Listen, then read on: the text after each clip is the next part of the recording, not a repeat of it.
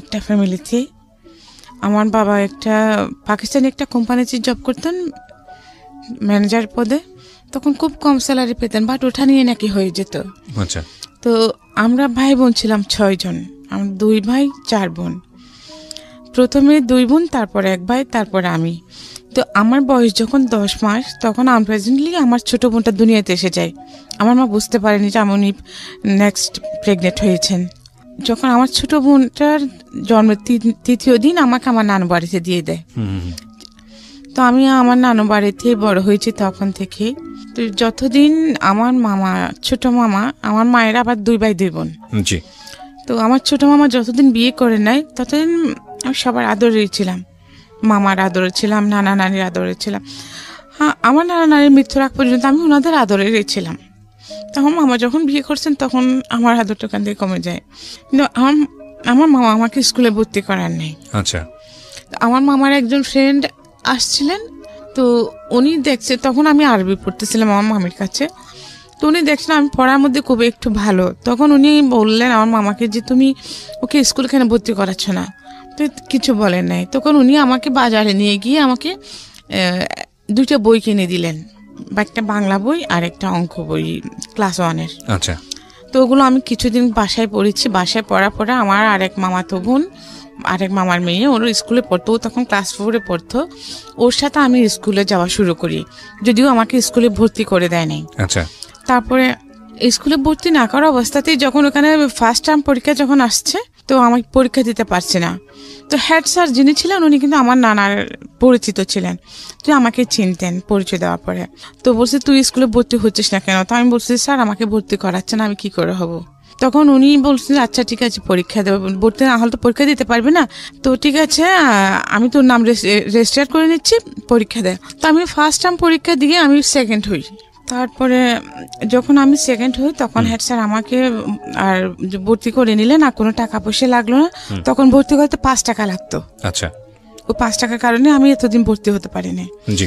তারপরে আমি বার্ষিক পরীক্ষায় সেকেন্ড হয়ে ক্লাস 2 উঠলাম।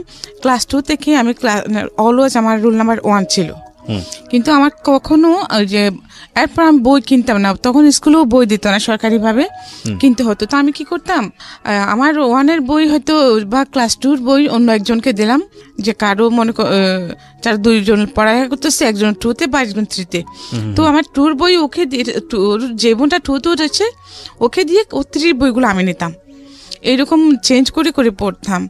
আর আমাদের প্রত্যেক বছরই স্কুলে যে ফাংশনটা হতো, খেলাধুলা হতো, তো ওখানে আমি অনেকগুলো ইভেন্টে প্রাইজ পেতাম, যে রবীন্দ্রসঙ্গীত, নজরুল সঙ্গীত, দেশাত্মবোধক, তারপরে high jump, long jump, 200 metre, 400 metre দৌড়, স্কিপিং, সুই সুতা, এগুলো তো আমি অলওয়েজ ফার্স্ট হতাম।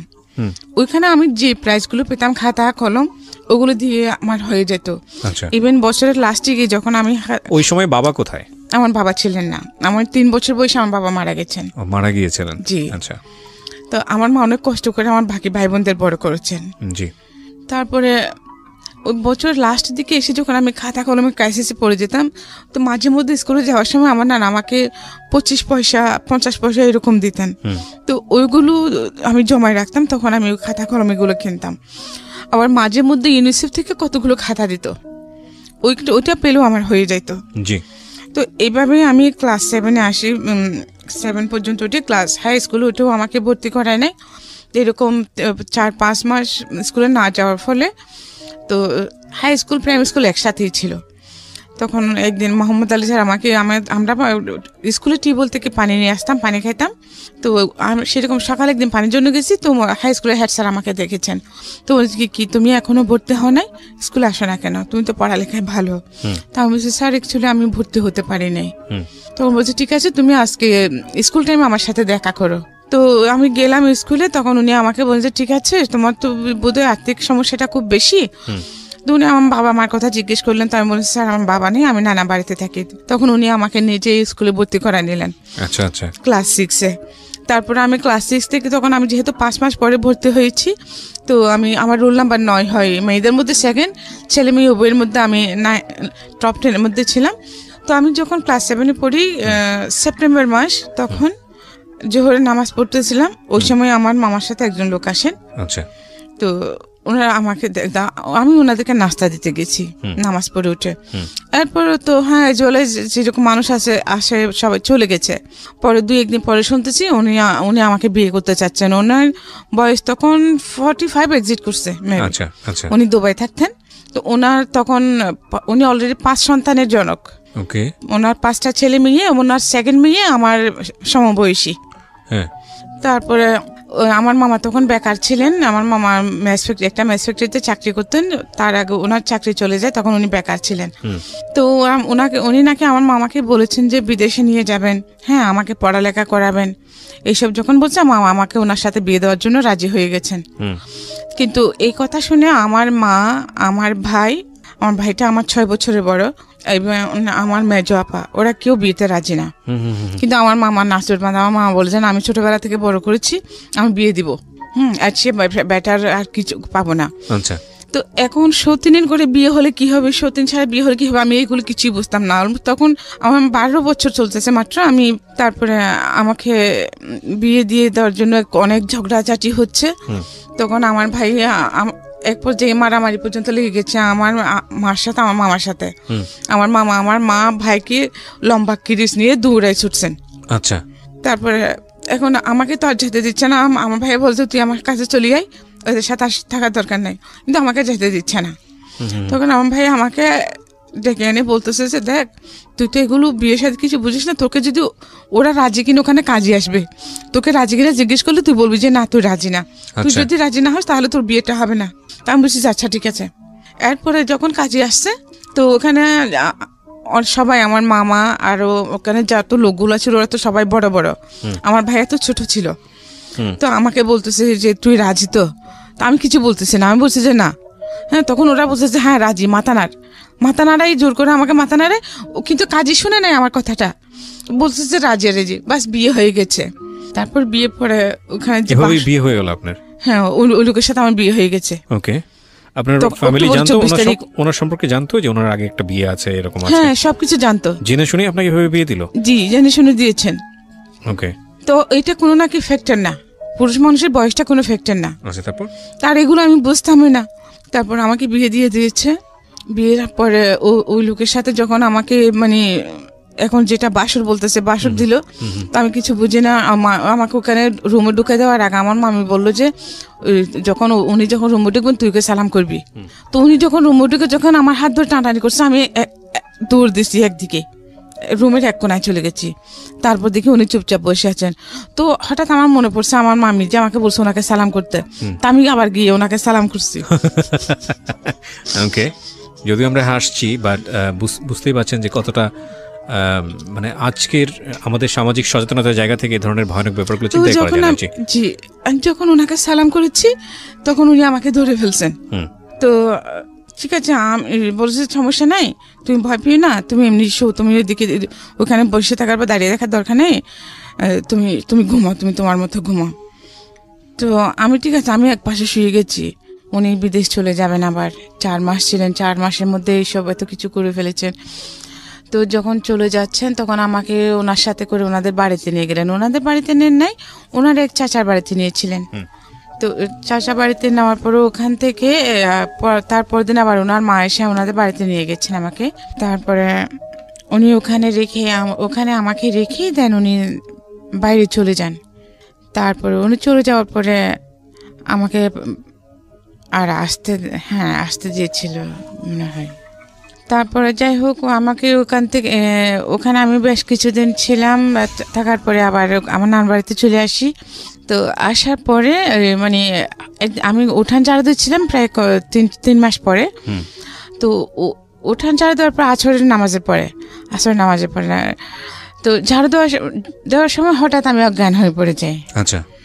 তো আমার মামি দেখার পরে আমাকে বাসায় নিয়ে যায়। বাসায় নিয়ে পানি ঢালার পরে আমি সুস্থ হই, আমার জ্ঞান আসে। কিন্তু এরপর থেকে কেমন জানি আমি পাগলামি করি। আচ্ছা। হ্যাঁ, সবাই বলছে জিনের বাতাস লেগেছে, যেটা হয় গ্রামাঞ্চলে আর কি, যেটা বলে। হ্যাঁ, এরকম। আমি 3 মাস কমপ্লিটলি এরকম ছিলাম। আচ্ছা। হ্যাঁ, কিন্তু এর মধ্যেও যে উনি যে আমাকে পড়ালেখা করাবেন বলেছিলেন, বাট উনি কিন্তু আমাকে পড়ালেখা আর করার নেই। হ্যাঁ, তো এরপরে তো আপনি যেটা বলছিলেন যে ওনার আগের ওয়াইফ ছিল, সেখানে বাচ্চা কাচ্চাও ছিল, তো আপনাকে কি এটা ওই বাড়িতে নিয়ে গিয়ে তুলেছে নাকি অন্য কোনো বাড়িতে, নাকি তখন আপনি জানেন না বিষয়টা? না, ওনার এক চাচার বাড়িতে নিয়ে গেছিলেন, ওনাদের বাড়ি থেকে দূরে। ও আচ্ছা, তখন আপনি জানেন না ঘটনাটা, নাকি বিয়ের পরে জেনেছেন, বিয়ের আগে জেনেছেন? ওনার বউ আছে যে সেটা জানতাম। ও জেনে শুনে বিয়ে করেছেন?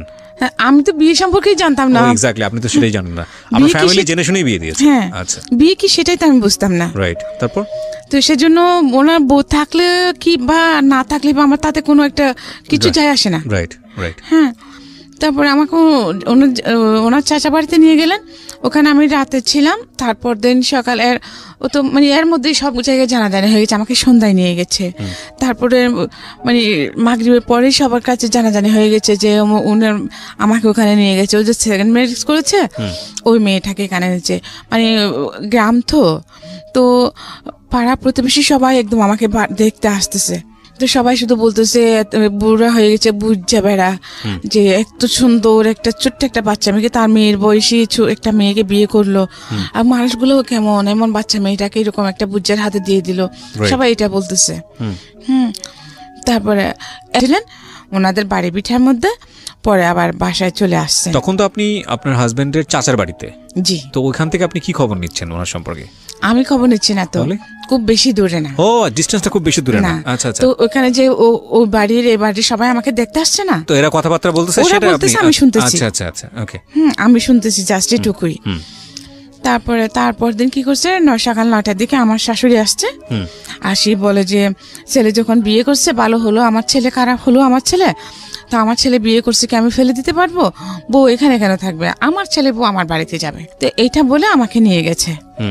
তো ওনার ছেলে যাওয়া পর্যন্ত ওখানে ছিলাম, ওনার ছেলে যাওয়ার পরে ওখান থেকে আমি চলে গেছি আমাদের বাড়িতে। তো তারপরে বাড়িতে যাওয়ার পরে কিছুদিন পরে এই ঘটনা হলো যে আমি হঠাৎ অজ্ঞান হয়ে গেলাম। উনি যখন চলে গেছেন, যেদিন চলে গেছেন ওই রাতে, এরপর 2 রাত আমি ওখানে যতদিন ছিলাম আমার সত্যির সাথে একই বিছানায় ঘুমাইতাম। আচ্ছা আচ্ছা। তো হ্যাঁ, একদিন রাতে আমার ঘুমে যাওয়াতে দেখি কি উনি আমার চুল ধরে টানতেছেন। তো আমি শুনেছি, এখন এগুলো বিশ্বাস করি না, তখন মানে শুনেছি আর কি বলছে, মানে আমাকে উনি তাবিজ করেছেন। আচ্ছা। তো এটা উনি নিজের মুখে স্বীকার করেছিলেন, মানে চুল নিয়ে, আপনার চুল নিয়ে আছে আমাকে তাবিজ করেছেন, এটা শুনেছিলাম। তারপরে আমি 10 মাস টোটালি ডিসপ্লেস ছিলাম। আর পরে আমার শাশুড়ি এই ঘটনার পরে 3 মাস আপনার অবস্থা খারাপ ছিল? হ্যাঁ, ওখান থেকে যাওয়ার পরে, আমাদের বাড়িতে যাওয়ার পরে। আচ্ছা আচ্ছা। তারপরে আবার কেমন করে জানি ওই ওজা টোজা এনে আমাকে ভালো করেছে, সুস্থ করেছে, ঠিক আছে। এরপরে এগুলো সে শুনছে, আমি চিঠি লিখে জানিয়েছি। হ্যাঁ, তো তারপরে আমি চলে আসছি, আমার তো এখানে ছিলাম। হঠাৎ এক রাতে দেখি কি উনি আসে আমাকে ডাকতেছেন 4 মাস পরে। মানে আপনার হাজবেন্ড? হ্যাঁ, উনি বিদেশ যাওয়ার 4 মাস পরে আবার ব্যাক করেছেন। কোন দেশে থাকতো জানি?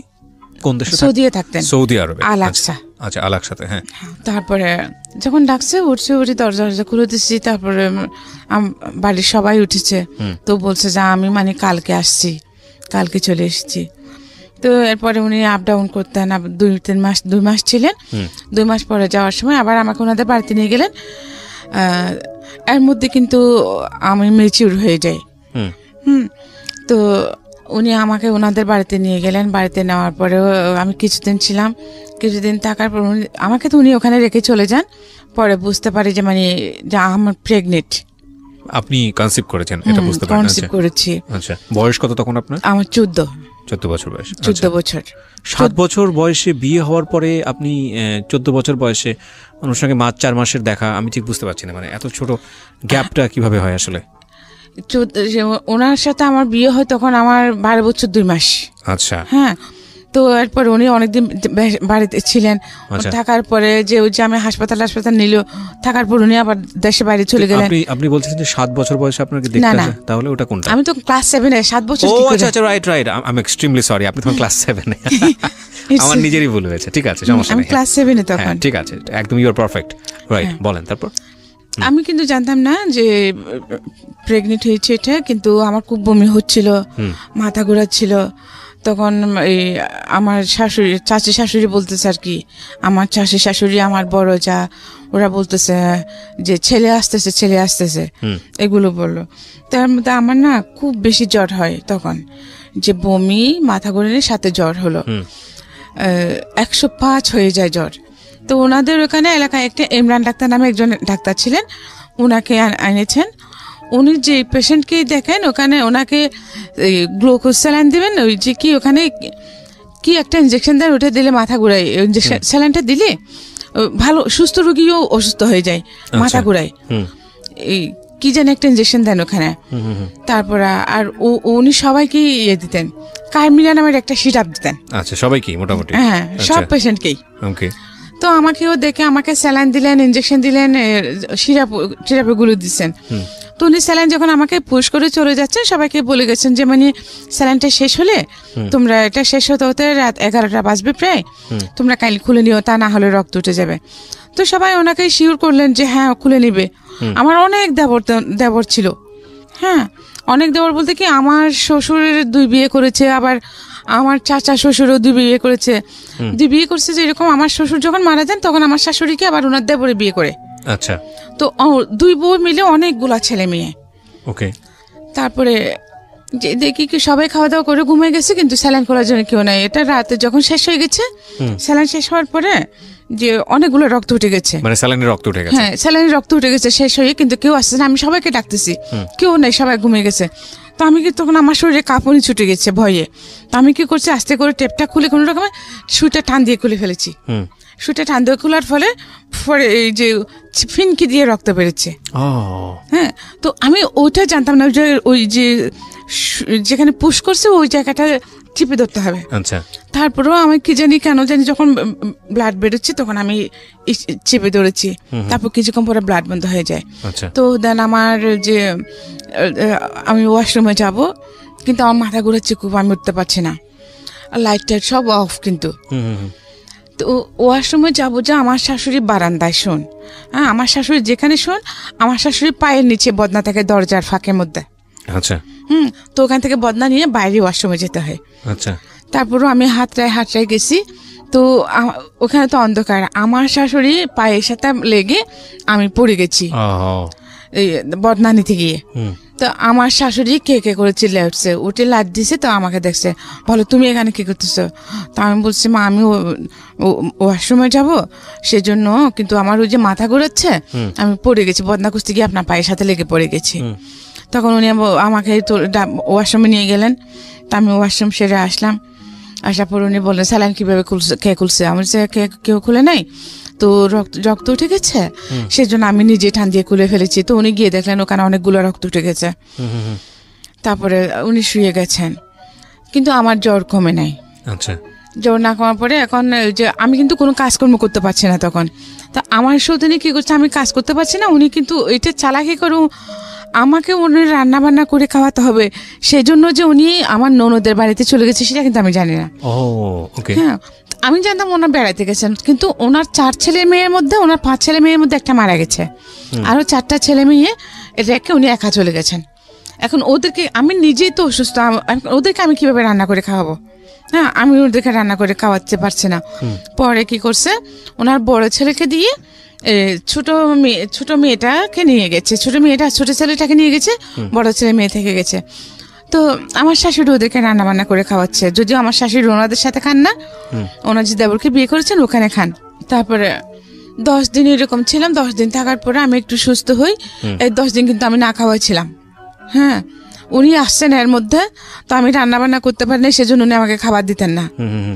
তো আমার শাশুড়ি কি করতেন, চুরি করে ওনাদের 2-3টা গরু ছিল, দুধের গরু, গাই ছিলেন, তো দুধ দহন করতেন।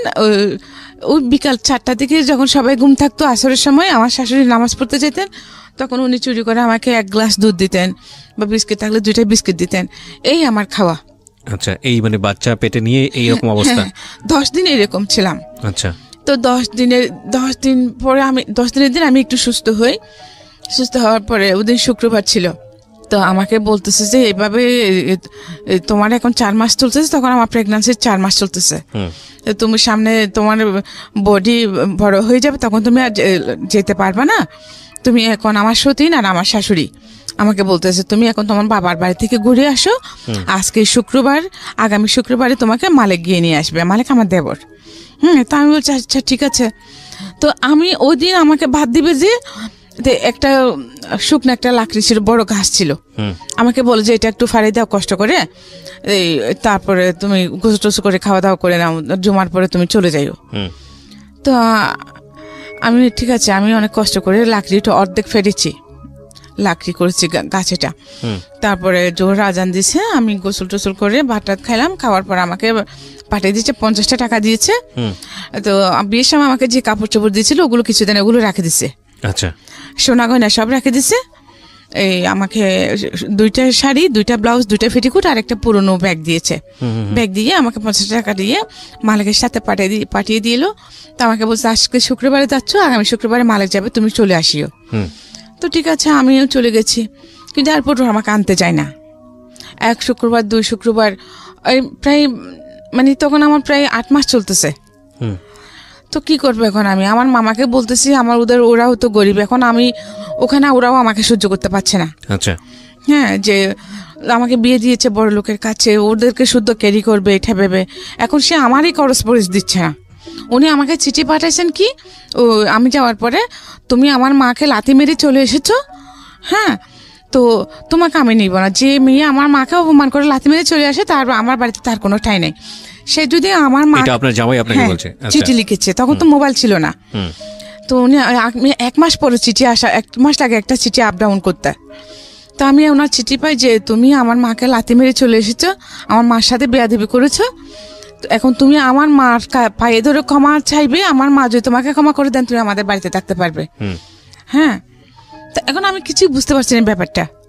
আমি ওনাকে কখন লাথি মারলাম, আমি তো এসব কিছুই জানি না। তখন আমি ওনাকে বললাম যে চিঠি লিখলাম যে আমি তো এসব কিছু জানি, এরকম কিছু হয়নি, আমি অসুস্থ ছিলাম, মাথা ঘুরে পড়ে গেছিলাম ওনার পায়ের সাথে হুচটকে, আমি তো ওনাকে লাথি মারি নাই। তো চিঠি না, আমি ওনাকে ক্যাসেট পাঠালাম, একটা ট্যাপ রেকর্ডারের ক্যাসেট কথা রেকর্ড করে সম্পূর্ণ ঘটনা আমি ওনাকে বলে পাঠালাম। প্রথম ছেলে হলো, তারপরে ও তো কোনো খোঁজখবর নেয় না, আল্লাহর রহমতে হয়ে গেছে, ছেলে বড় হচ্ছে আস্তে আস্তে। তো ও কিন্তু আর আসে নাই, মানে আপনার জামাই আর খোঁজ নিচ্ছে না, খোঁজে নেয় নাই, টাকা পয়সাও দেয় নাই, এই আসেও নাই, আমার টোটালি কোনো খোঁজ রাখতেছে না। কিন্তু এর মধ্যে আমার মামাও কিন্তু আমাকে ইয়ে করতেছে, হ্যাঁ, ওরা কেউ আমাকে সহ্য করতে পারছে না। তারপরে এখন আমার ছেলেটা যখন 1 বছর হয়ে গেছে, তো ওইখানে ফ্যামিলি প্ল্যানিং এ লোক নিচ্ছিল, ক্লাস 8 পাস নিচ্ছে তখন। হ্যাঁ, তো আমার ক্লাসমেটের ভাই কিন্তু ফ্যামিলি প্ল্যানিং এর হেড ছিলেন ওখানকার আমাদের থানার। হ্যাঁ, তো আমি ওনাকে গিয়ে ধরলাম, আমার মামাকে জিজ্ঞেস করছি আগে যে মামা তো ওখানে তো এরকম যে লোক নিচ্ছে, তো আমি তো করতে পারবো, নিম্ন মাধ্যমিক চেয়েছে, তো জাহিদ ভাই যেহেতু ওখানে আছে আমি ওনার সাথে কথা বলি ওটা আমাকে নেবে কিনা, তো শুধু শুধু বসে থাকে কি করব। তো আমার মামা বললেন যে আচ্ছা ঠিক আছে যা। তো আমি জাহিদ ভাইকে বললাম যে ভাইয়া আপনি তো আমার সব কিছু জানেন, তো আমি তো পড়ালেখা করতে পারি নাই, তো আপনি আমার জন্য একটু প্লিজ ট্রাই করেন না আমাকে একটু কেন চাকরিতে দেওয়ার জন্য। তো উনি বললেন যে আচ্ছা ঠিক আছে আমি চেষ্টা করব, তো তুমি চকরি আসো, ওখানে হেড অফিসে যেতে হবে, তো আসো। তো আমার মামাকে বললাম, মামা বললেন যে আচ্ছা ঠিক আছে। তো আমি বোরকা টোরকা পরে গেলাম। তো এই ব্যাপারে কয়েকবার আপ ডাউন করছি, হ্যাঁ, আজকে না হয় কালকে হবে, কালকে না হয় পরশু হবে, তো ঘুরাচ্ছে, আমিও ঘুরতেছি। তো এর মধ্যে মানুষে নানা কথা বলছে কি দুবাইয়ালার কাছে বিয়ে দিয়েছে, এখন জামাই বিদেশে গেছে সেই জন্য ছোট মেয়ে, হ্যাঁ, মানে আমার ক্যারেক্টার নিয়ে কথা বলছে, কেমন করে থাকবে এগুলো বলতেছে। বাট আমার মাইন্ডে কিন্তু এগুলো টোটালি ছিল না। উনিও তো আমার কাছে থাকলেই বা কি না থাকলেই বা কি, এটা আমার কোনো ফরক পড়তো না। আমি ওনাকে মানে লাভ কি জিনিস সেটাও আমি বুঝতাম না, সংসার কি জিনিস সেটাও আমি টোটালি বুঝতাম না। বদনাম করতেছে, আমাকে চলে যেতে বলছে, আমি চলে যাবো, দ্যাটস ইট, আমার ধারণা এটুকুই। তারপরে ঠিক আছে, তখন আমার মামা আমাকে এগুলো নিয়ে টর্চার করতেছে, হ্যাঁ, যে মানুষে খারাপ বলতেছে। তাহলে যে মামা মানুষে খারাপ বলতেছে, মানুষে তো জানে না আমাদের ভিতরে কি হচ্ছে। মানুষে জানে যে আমাকে দুবাইয়ালার কাছে বিয়ে দিয়েছেন, সে অনেক বড় লোক, হ্যাঁ, তো আমি যখন বাইরে যাচ্ছি সবাই তো মনে করবে এটাই, যা ক্যারেক্টার লেস এটাই তো মনে করবে। আর যেহেতু গ্রাম, মানুষের কাজে হচ্ছে বলা, ওরা যে এত দিনের পর দিন না খেয়ে থাকছে, ওরা কেউ আমাদের কাছে একবেলা খাওয়া খেয়েছি কিনা জিজ্ঞেস করছে, করে নাই। তাহলে ওদের কথায় আমাদের কি এসে যায়? বললে আমাকে সমাজ নিয়ে থাকতে হবে, এই সমাজ নিয়ে আমাকে মরতে হবে। তখন আপনি সমাজ নিয়ে থাকবেন, সমাজ নিয়ে মরবেন। আপনি যদি মরে যান, যখন আপনার লাশে গন্ধ ছুটবে তখন ওরা এমনিতেই দাফন করবে, কারণ গন্ধ কেউ সহ্য করতে পারে না। সমাজ, যে সমাজ আমি খেয়েছি খাই নাই, আমার ভালো মন্দ কোচ করে নাই, আমাকে জোর করে বিয়ে দিচ্ছি, তখন কেউ বাধা দেয় নাই, এখন কেন আমি সেই সমাজের কথা শুনবো? আমি এই সমাজের কথা শুনবো না। তখন আমার মা আমাকে বার করে, খুব মেরেছেন, মেরে আমাকে বার করে দিলেন, এই বাচ্চা সহ বার করে দিয়েছেন। এখন আমি আমার মার কাছেও যেতে পারছি না। বাচ্চার বয়স কত তখন? বাচ্চার বয়স তখন 1 বছর 10 মাস। তারপর এখন আমি আমার মার কাছেও যেতে পারছি না, কারণ উনি আমাকে ওদের বিরুদ্ধে গিয়ে আমাকে বিয়ে দিয়েছেন। ওখানে গেলে আমার ভাই আমাকে যেতে দিচ্ছে না। হ্যাঁ, তো আমি কোথায় যাবো? মা বাবা কেন ওদের টাকা পয়সা দিচ্ছেন না, আমার দোষ, এটাও আমার দোষ। আমি চাকরি করতে চাচ্ছি ওনাদেরকে একটু হেল্প করার জন্য। হ্যাঁ, নিজেও একটু ভালো থাকবো, না খেয়ে থাকতেছি দিনের পর দিন। এমন হয়েছে যে আমি লাকড়ি কাটতে গেছি, সারাদিন গাছ কেটে যে কয়মন হয়েছে এগুলো টাকাগুলো দিয়ে সন্ধ্যায় এসে 8টায় না আমরা রুটি বানিয়ে খেয়েছি। তখন আমার মামার প্রেস্টিজে লাগে না সেটা। এখন আমি চাকরি করতে যাচ্ছি, সেটা প্রেস্টিজে লাগতেছে। আমাকে বার করে দিয়েছে। তো আমি কি করবো? আমার ভাইয়ের ওখানে যেতে পারছি না। আমি আমার বান্ধবীদের ঘরে ঘরে প্রায় 2 মাস এরকম ছিলাম। আজকে এর ঘরে তো কালকে এর ঘরে, এই বাচ্চা নিয়ে। তো শেষে ভেবে দেখলাম যে না, এইভাবে তো জীবন যাবে না। হ্যাঁ, আমি কি করব? বাচ্চা নিয়ে কোথায় যাবে? বাচ্চা নিয়ে আমি কোনো কাজও করতে পারবো না। তখন আমার হাতে একটা CK5 ঘড়ি ছিল, বিয়ের সময় দিয়েছিল। এই ঘড়িটা বিক্রি করে একটা রেড কাউ দুধের টিন নিয়েছি। তখন 65 টাকা ছিল রেড কাউ দুধের টিনটা নিয়ে একটা হিন্দুর ঘরে আমার মাকে ডেকে এনে আমার ছেলেটাকে দিয়ে দিলাম। দিয়ে বলছে, মা তুমি ওকে দেখো, আমি শহরে চলে যাই। হ্যাঁ, এখানে আর কি বা করবো? দিকে ওখানে গার্মেন্টসে বলো মানুষের চাকরি করে, গার্মেন্টসে চাকরি করবো।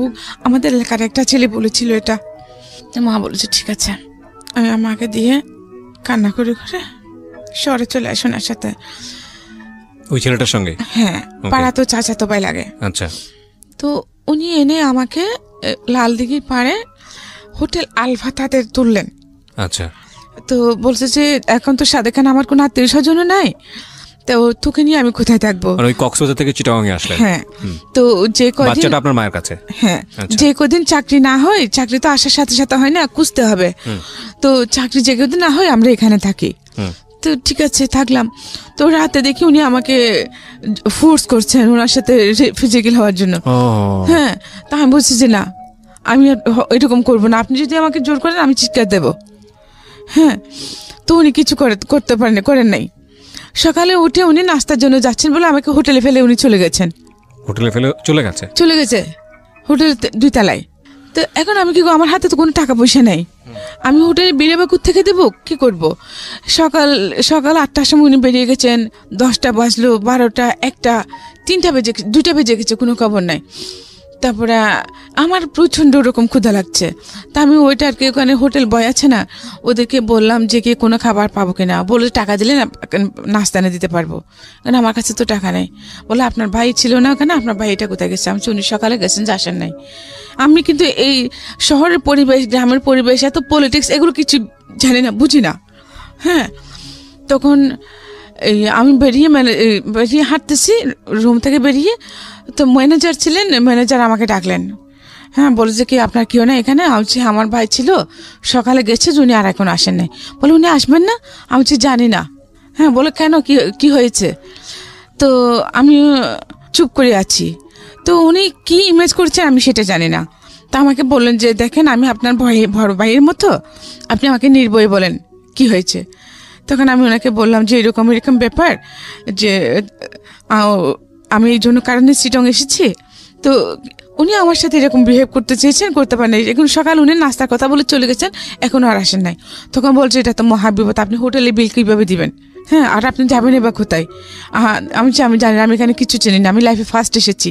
তো তখন ওইখানে যে লালদিঘিতে একটা খেলা হচ্ছিল, যে পুকুরের মধ্যে লালদিঘিতে একটা লোক ডুব দিবে, ডুব দিয়ে উনি ওখানে পানির ভিতরে সবকিছু খাওয়া দাওয়া করবেন, মানে 22-20-23 ঘন্টা থাকতে পারেন, এইরকম।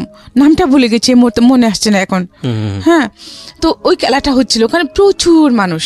তো ওখানে আমরাও 3 তলায় উঠে বারান্দা থেকে এগুলো দেখতেছি। আমিও। ওখানে আরেকটা ফ্যামিলি ছিল, ওটা মানে লোহাগাড়া থেকে আসছে।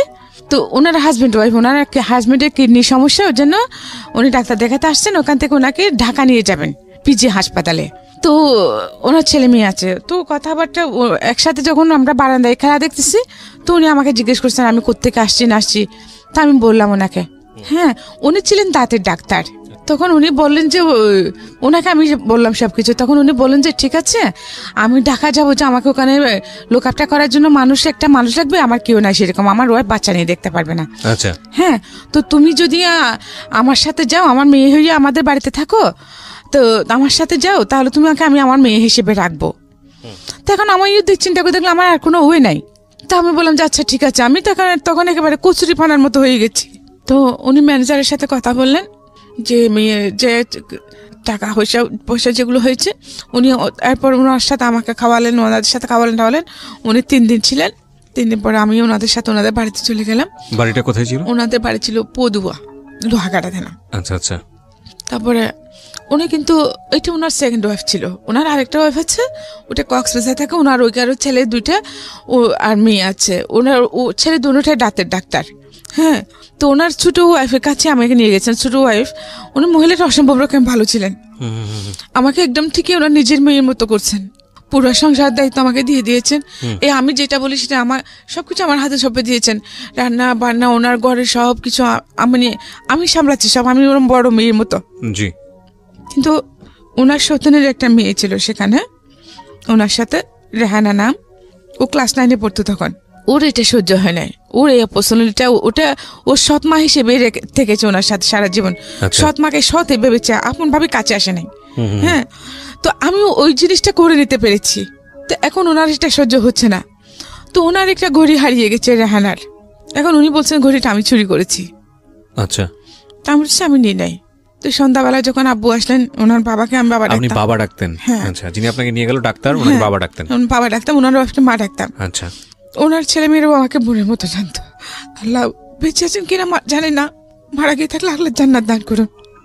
তারপর তো উনি বলেন যে আমাকে জিজ্ঞেস করছে তুই কে নিয়েছিস? আমি বলছি না বাবা আমি নিই নাই, আমি ঘুরে দিয়ে কি করবো?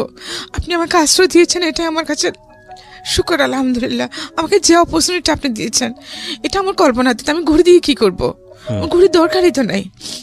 তো উনি সেটা বিশ্বাস করেছেন। উনি আমার ফেস দেখে বুঝতে পারছেন আমি সত্যি বলছি, কিন্তু ওনার মেয়ে বিশ্বাস করছে না।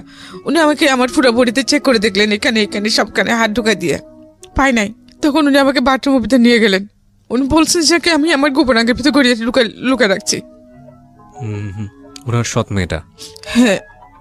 সবখানে দেখার পরে আমি বলছি যে আমি খুব কান্না করতেছি, আমি তো কিছু বলার বাসা পাচ্ছি না।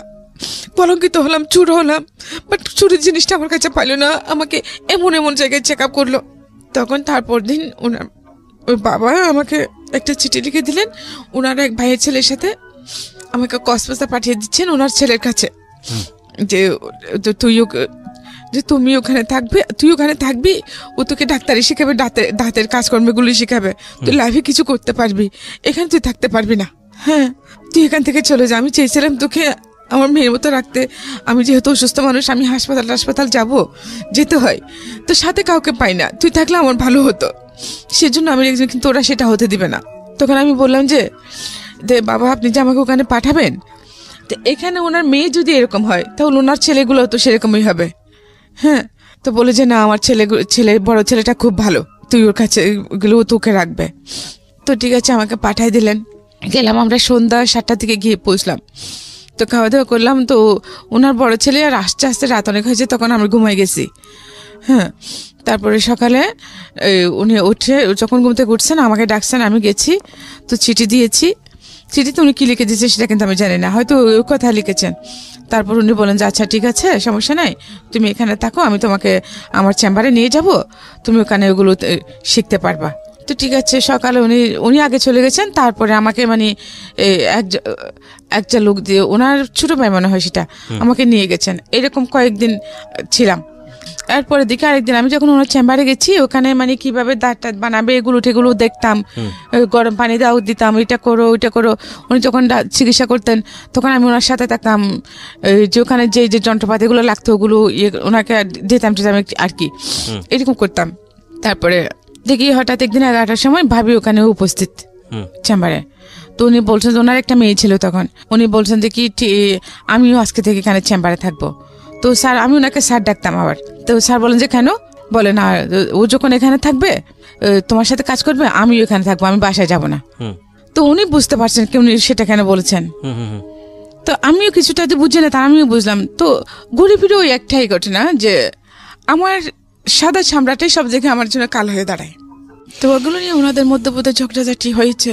উনি একটা সময় গিয়ে 15-20 দিন পরে উনি আমাকে বলেন যে বোন, আমারও তোকে রাখা আমার পক্ষে সম্ভব না, আমার সংসার ভেঙে যাবে, তুই অন্য কোথাও চলে যা। তো আমি বললাম যে আমি কোথায় যাব, আমার তো যাওয়ার কোনো ঠাঁই নেই। আমাকে 500 টাকা দিলেন, বাড়িতেও ঠাঁই নাই, বাবার বাড়ি নেই, শ্বশুর বাড়ি নেই, নিজের থাকার কোনো ঠাঁই নেই। একটা ছেলে আছে, সেটা কোথায় সেটাও জানে না, মাকে দিয়ে আসছে। থাক, এইভাবে বেঁচে থেকে কি করবো? আমাকে 500 টাকা দিলেন। 500 টাকা নিয়ে আমি যে একেবারে সাগরের পাড়ে চলে গেছি। তা বাঁচবো না, কিসের জন্য বাঁচবো? আমার যখন কিচ্ছুই নেই, তার উপরে যে মানুষের বাসায় কাজ করবো ওইরকম আমাকে রাখে না। আমার সাদা চামড়াটা দেখলে কেউ আমাকে কাজে বুয়া হিসেবে রাখে না। তারপরে আমি ডিসিশন নিলাম যে আমি মরেই যাবো। তো আমি সাগরে ঝাঁপিয়ে পড়ি। তখন দেখতে পাচ্ছিলাম দূর থেকে একটা স্পিড বোট আসতেছিল, ছোট স্পিড বোট গুলো 2 জন লোক ছিল, ওরা আমাকে তুলে নিয়েছে। লোকটা ছিল খ্রিস্টান, জন ব্যাপটিস্ট নাম, উনি মেরিন ইঞ্জিনিয়ার ছিলেন। পরে জেনেছি উনি আমাকে তুলে নিয়ে কক্সবাজার সদর হাসপাতালে নিয়ে গেছেন।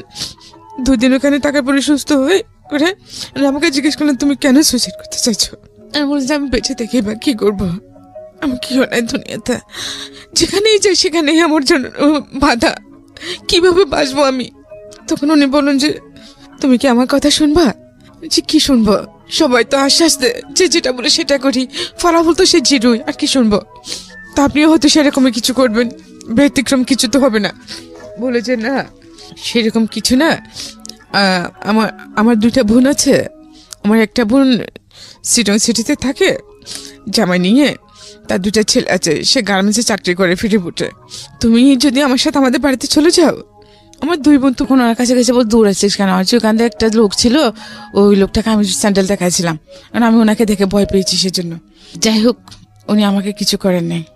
উনি অসম্ভব রকম সুন্দর ছিলেন, লোকটা অসম্ভব সুন্দর, কিছু করেন নাই। আমি চাকরি করতেছি, এর মধ্যে আমাকে যে এক লোক আমাকে তুলে নিয়ে আসে। কিভাবে ঘটনাটা? তখনও মানে ওই দিন আমাদের প্রোডাকশন ছিল না। হ্যাঁ, লাঞ্চ আওয়ারে ছুটি দিয়ে দেয়, লাঞ্চ আওয়ারে না, লাঞ্চের পরে 3টার দিকে ছুটি দিয়ে দেয়। তো আমরা চলে আসতেছি, হঠাৎ একটা মাইক্রো নিয়ে আসি, ওই লোকগুলো আমাকে তুলে নিয়ে যায়। তুলে নিয়ে যাওয়ার পরে জানতে পারি যে ওনার আমি মানে আমার পরে যে আমার বিয়েটা হলো আর কি, ওনার নাম। তো উনি ওখানে তো ওনার ফ্রেন্ড, ওরা ছিল এমএস কলেজ আর চিটং কলেজের ছাত্র, রেস্টুরেন্ট। ওরা নিয়ে আমাকে ওনার এক ভাবির আগ্রাবাদে এক ভাবির বাড়িতে নিয়ে গেলেন, ওনাকে ওখানে রাখলেন আমাকে। ওখানে রাখার পরে তারপর দিন আমাকে উনি ওনার ফ্রেন্ডের বাড়িতে নিয়ে গেলেন, রাউজান। এই যে লোকটা তুলে নিয়ে গেল, তাকে কি আপনি চিনতেন? না, চিনতাম না। তো আপনি কিছু, উনি আমাকে চিনতেন। তো কিছু বলছেন না ওনাকে যে আপনি আমাকে এখানে তুলে নিয়ে আসলেন? বলছি তো, বলছি না। তখন কি বলে? হ্যাঁ, উনি বলছেন যে তুমি অমুকে স্যান্ডেল দেখাইছিলাম। হ্যাঁ দেখাইছিলাম।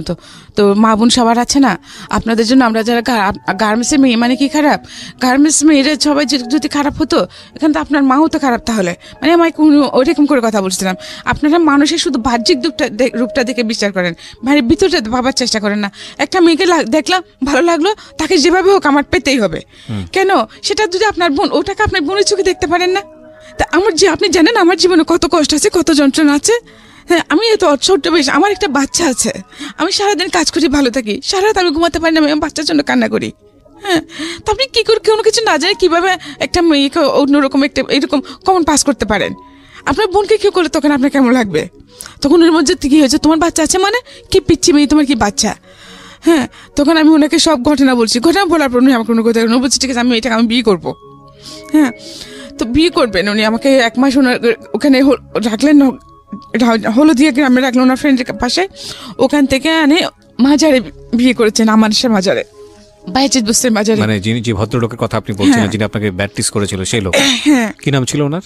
ওনার নাম ছিল লিয়াকত আলী কন্ট্রাক্টর। লিয়াকত আলী কন্ট্রাক্টর, ওকে। তারপর তো উনি পড়ালেখা বেশি করেন নাই, এসএসসি পাস করেন নাই, বাট লোকটা ভালো ছিল, উনি তো খারাপ হলে তো আমার ক্ষতি করতে পারতেন, খারাপ ক্ষতি করে আমাকে ছুড়ে ফেলে দিতে পারতেন, মেরে ফেলতে পারতেন। বিয়ে করলেন আপনাকে? হ্যাঁ, তো উনি বিয়ে করে ভাড়া করে লাগলো আমাকে। 6 মাস পরে ওনাদের বাড়িতে নিয়ে গেল, ওনার মা এসে নিয়ে গেলেন। তখন ওদের বাড়িটা অনেক বড়, হ্যাঁ, কিন্তু ওদের যেরকম বড় বাড়ি, ওদের কালচার কিন্তু সেরকম না। কেউ পড়ালেখা করে না, কেউ শিক্ষিত না। হ্যাঁ, মানে চিটংয়ের স্থায়ী লোকদের, আদিবাসী চিটংদের যেরকম কালচার সেরকমই। আচ্ছা, বিহেভ টিহেভ কোনো কিছু ঠিক নেই। আচ্ছা ঠিক আছে, আমাকে নিয়ে গেছে, আমি থাকতেছি। পরে জানতে পারলাম যে দেখি কি যে আমার শাশুড়ি নাকি আমার হাজবেন্ডের জন্য 8টা কেস করেছেন। মানে মা হয়ে সন্তানের জন্য 8টা কেস, ও সব সম্পত্তি নিয়ে। তো আমার বিয়ের পরেও মানে তখন 3টে, যখন আমাকে বিয়ে করতেছে তখন 3টা কেসে রায় হয়েছে।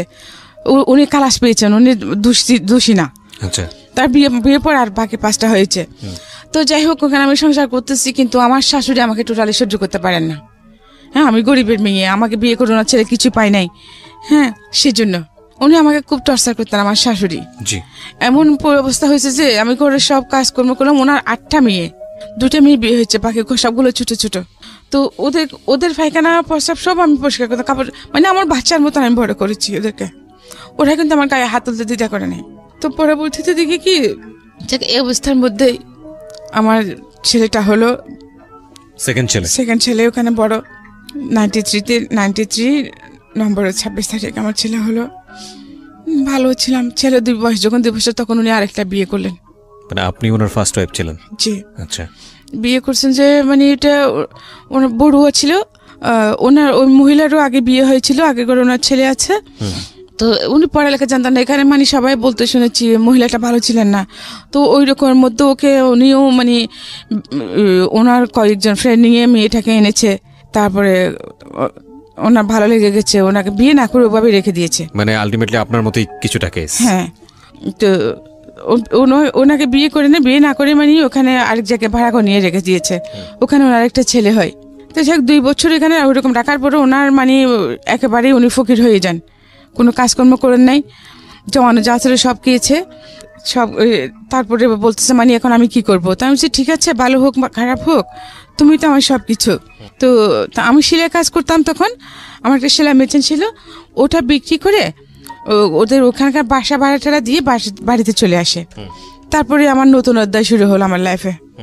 আমি ভাবছিলাম কি, তা আমি ওর সাথে সতীনের মতো থাকবো না, আমি মানে বান্ধবীর মতো থাকবো, বোনের মতো থাকবো। তা আমি সারাদিন কাজকর্ম সব করতাম, ও কোনো কাজ করতাম না। ও সন্ধ্যাবেলা ওই আমার স্বামী আসলে যে ও কিন্তু প্রচুর ড্রিঙ্ক করতো। মানে আপনার হাজবেন্ড ড্রিঙ্ক করতো? প্রচুর ড্রিঙ্ক করতেন।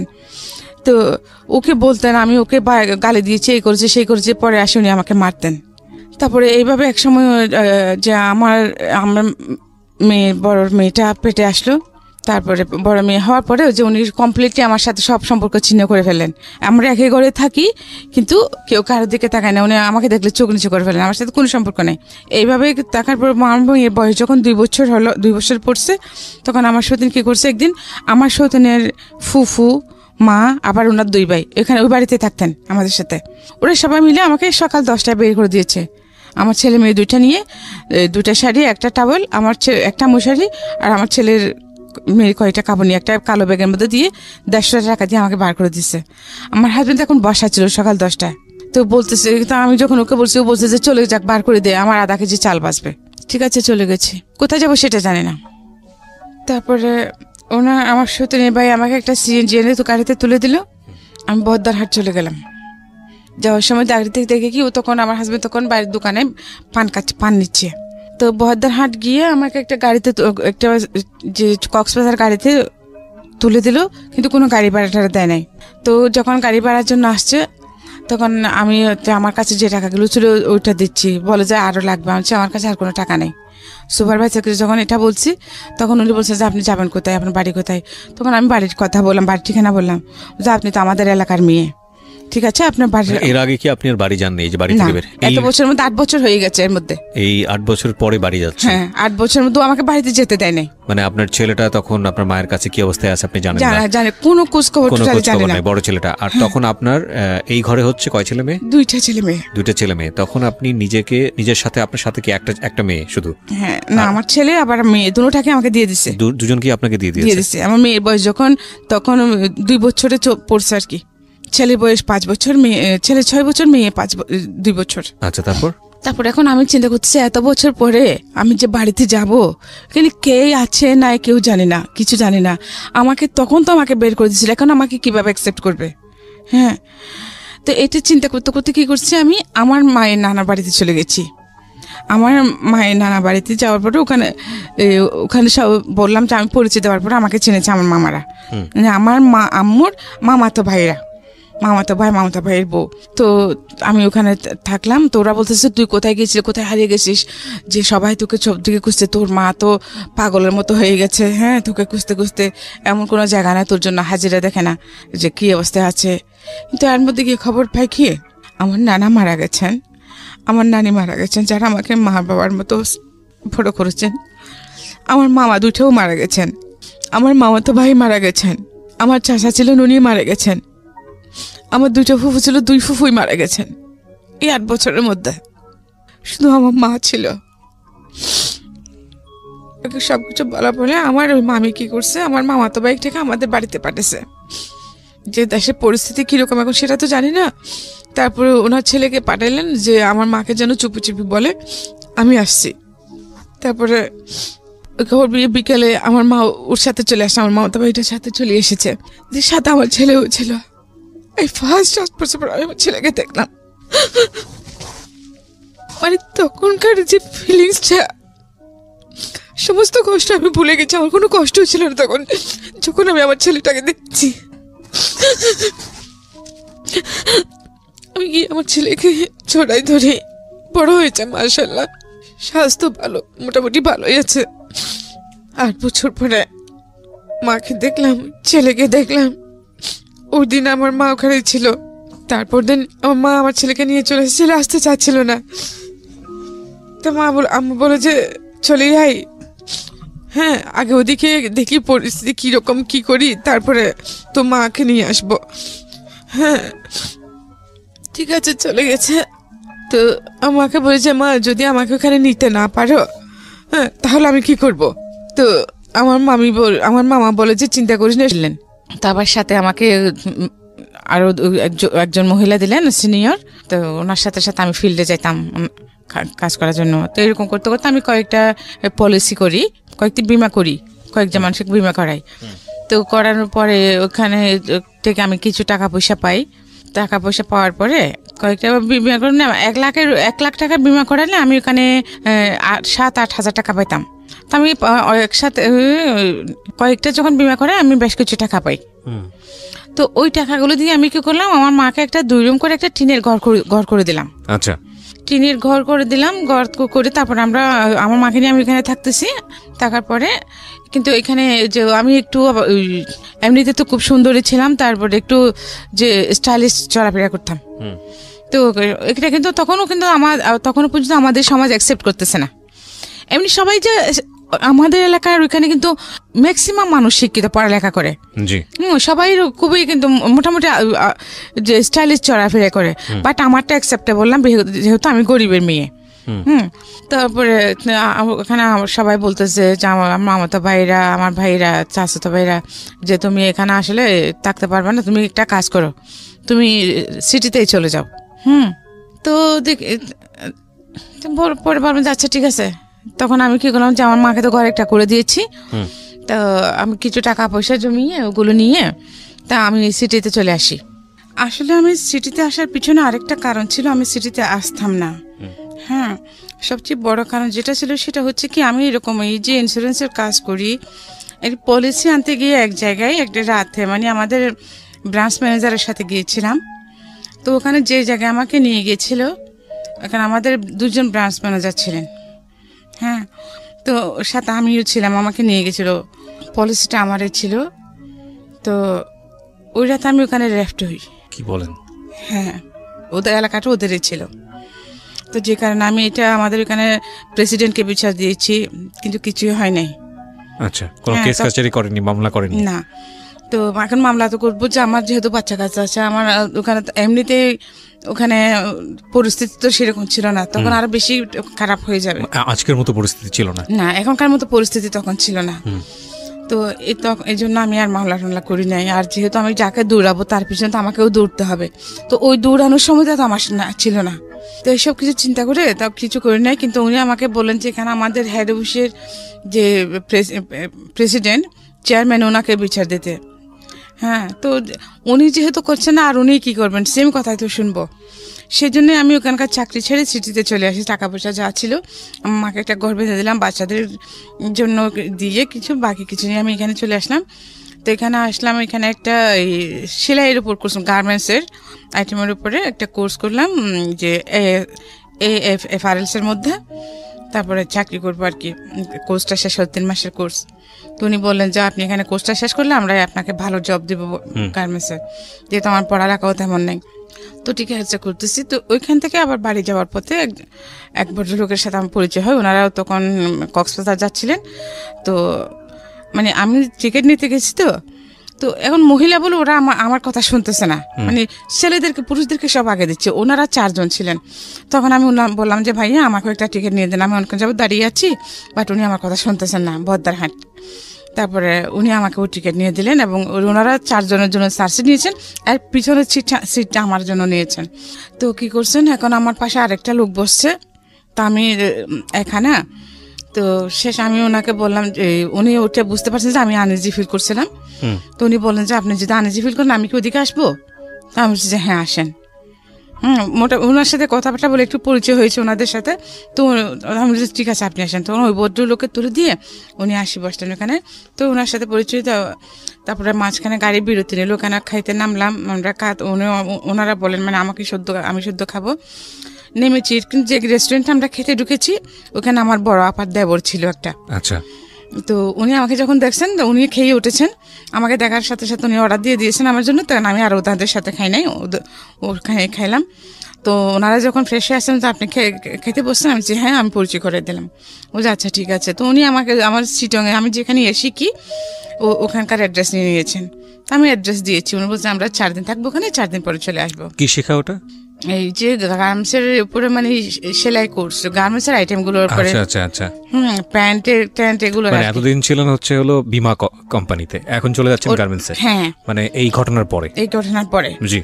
তা বাট ওই জিনিসটা আমাকে খুব করে খাইতো সারাক্ষণ, যে সেই ছোটবেলা থেকে শুধু আমার এই যে আমার স্কিনটার জন্য আমি সব প্রতি মুহূর্তে বাধাগ্রস্ত হয়েছি। আমার প্রতি আমার একটা ঘৃণা আসে গেছে, ইভেন পুরুষ জাতটার প্রতি আমার টোটালি ঘৃণা আসে গেছে। হ্যাঁ, আমি পুরুষদেরকে টোটালি সহ্য করতে পারতাম না। যেখানে এরপর থেকে আমি এমনই ক্রেজি হয়ে গেছিলাম যে কোনো ছেলে আমাকে রাস্তাঘাটে কিছু হলে চিজ করলে, আমি পারি বা না পারি, আমি ওদেরকে মারামারি করতে নামে যেতাম। আমি এরকম হয়ে গেছিলাম, মেরেছি, অনেক মারামারি করেছি। ইভেন আমার মেয়েগুলোকে যে আমি এত বড় করেছি, এলাকার মধ্যে আমি যেখানে আছি সেখানে আজকে 20 বছর চলতেছে। আমি একদম সিঙ্গেল মাদার হিসেবে বড় হচ্ছে না বাচ্চাদেরকে। আজ পর্যন্ত আল্লাহর রহমতে কেউ কিছু আমার মেয়েদের দিকে চোখ তুলে তাকাতে পারেনি। বিকজ আপনার অভিজ্ঞতা আছে, আপনি ধরনের ঘটনা ফেস করেছেন, আপনি জানেন যে আমি ওদেরকে, আমি চাই আমার মেয়েদেরকে ধরুন কিছু ফেস করতে হোক। যেমন আমার ছোট মেয়েটা, তা আল্লাহর রহমতে আপনি দেখছেন, ওকে কোনো একটা ছেলে যদি কিছু বলে, ও সাথে সাথে আমার মেয়েগুলো আমাকে বলে, বন্ধুর মতো বড় করেছেন। মানে আপনার নিজের জীবনের অভিজ্ঞতা কাজে লাগিয়েছেন। মাশাআল্লাহ, আপনার 2 মেয়ে অসম্ভব সুন্দর দেখতে। আপনি ওই জায়গাটা একটু যান, গল্পের ধারাবাহিকতা আমরা সামনের দিকে আগাই। যেটা বলছিলেন যে আপনি ট্রেনিং নেওয়ার জন্য যাচ্ছেন সিটিতে, এরপর আমি বাড়িতে গেলাম। তখন বাড়িতে গিয়ে আমার ছেলে মেয়েদেরকে দেখে 2-3 দিন পর আমি চলে আসলাম। তারপরে আমি একদিন ক্লাস করতেছি, ওইটা আমি দেখে গিয়ে যে ভদ্রলোকের সাথে আমার গাড়িতে পরিচয় হয়েছিল উনি ওখানে হাজির। তো আমি ক্লাস শেষ করে, আমার 2টা পর্যন্ত ক্লাস ছিল, আমি ক্লাস শেষ করে বের হলাম। তো ওনার সাথে গেলাম, উনি বলছে আপনি এখানে থাকেন কোথায়? তো আমি বলছি যে কি, আমার এক বান্ধবী আছে এখানে, আমার এক ক্লাসমেট ছিল, ওর বাসা আছে এখানে, ওর হাজব্যান্ড ইঞ্জিনিয়ার, আমি ওর ওখানে আছি আপাতত। পরে যেহেতু আমার এখন টাকা পয়সা না, চাকরি বাকরি হয় নাই, এখন পেইং গেস্ট হিসেবে আছি, পরে কোথাও উঠবো। তো কেন জানো, এরপর মানে ওনার সাথে মাঝে মধ্যে প্রায় সময় দেখা সাক্ষাৎ হতো। তো উনি আমাকে বললেন যে আপনার যদি অসুবিধা হয়, এরকম ফাইন্যান্সিয়াল ক্রাইসিসে, আপনি আমার খালা আছে আল করেন ওখানে, আপনি ওখানে থাকতে পারেন। হ্যাঁ, টাকা পয়সা যার আগে সব আমি দিব। আচ্ছা, আমার ফ্রেন্ডের বাসাতেও দেখতেছি তেমন একটা মানে ও তো সংসার করতেছে। তো আমি বলছি আচ্ছা ঠিক আছে, গেলাম ওখানে। তো ওনার খালার সাথে ওখানে থাকলাম। অনেক দেখার পরে আস্তে আস্তে এই আমার একটা জব হলো কোথায়, 2 নম্বর গেটে একটা গার্মেন্টসে। জি। পার্সোনালে আমি ঢুকলাম। তো দেন আমি ওখান থেকে ওনার খালার ওখান থেকে চলে গেলাম। আমি আলাদা একটা বাসা নিলাম, তাও সাবলেটে একটা, কারণ ফ্যামিলি একা তো থাকতে পারবো না, যেহেতু সাবলেটে থাকলাম। তো আমার বাচ্চারা কিন্তু গ্রামেই ছিল। তো এই লোক কিন্তু আস্তে আস্তে আমার প্রতি দুর্বল হয়ে গেছেন, কিন্তু আমি ওনাকে টোটালি পাত্তা দিতাম না, বা এই ধরনের কোনো আলাপই ওনার সাথে হতো না। হ্যাঁ, জাস্ট দেখা সাক্ষাৎ হলে কেমন আছেন, ভালো আছি, কি করতেছেন, এইটুকুই। কিন্তু উনি যে আমার প্রতি আকৃষ্ট হয়ে গেছেন এটা আমি জানতাম না। তারপরে যখন আমি ওনাকে এটা বুঝতে পারলাম, তো আমি যে বাসা নিয়েছিলাম আলাদা, ওইটা উনি চিন্তান, উনি সহ নিয়ে দিয়েছিলেন। তখন আমি কি করলাম, আমি না তাহলে তো আর এখানে থাকা যাবে না, এই লোকের সাথে দেখেছি অন্যদিকে, যখন পুরুষ মানুষ তো যেটা এখন বুঝতে পারছি, তখন বুঝতে পারতাম, তখন আমি খুবই উগ্র হয়ে গেছিলাম।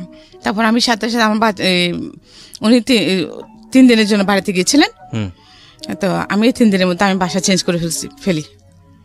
জিনিসপত্র এখানে আমার একটা ছোট খাট ছিল, একটা চৌকি ছিল, ওইটা রেখে একটা আলনা ছিল, এই 2টা জিনিস রেখে আমি বাসা শিফট করে ফেলি। কারণ ওগুলো নেওয়ার জন্য আমার বাসা নেওয়ার পর আমার গাড়ি ভাড়াটা ছিল না, এই জন্য আমি আর ওগুলো নিয়ে পরে নিব আর কি। বোতান আমার কিছু থাকে তাহলে আপনি ছেলেটাকে নিয়ে যান, ওকে একটু পড়ালেখা করান, ওকে মানুষের মতো মানুষ করেন। হ্যাঁ, ও বলে যে ঠিক আছে আমি নিয়ে যাবো, বাট তুমি কখনো ওকে ছেলে হিসেবে দাবি করতে পারবে না।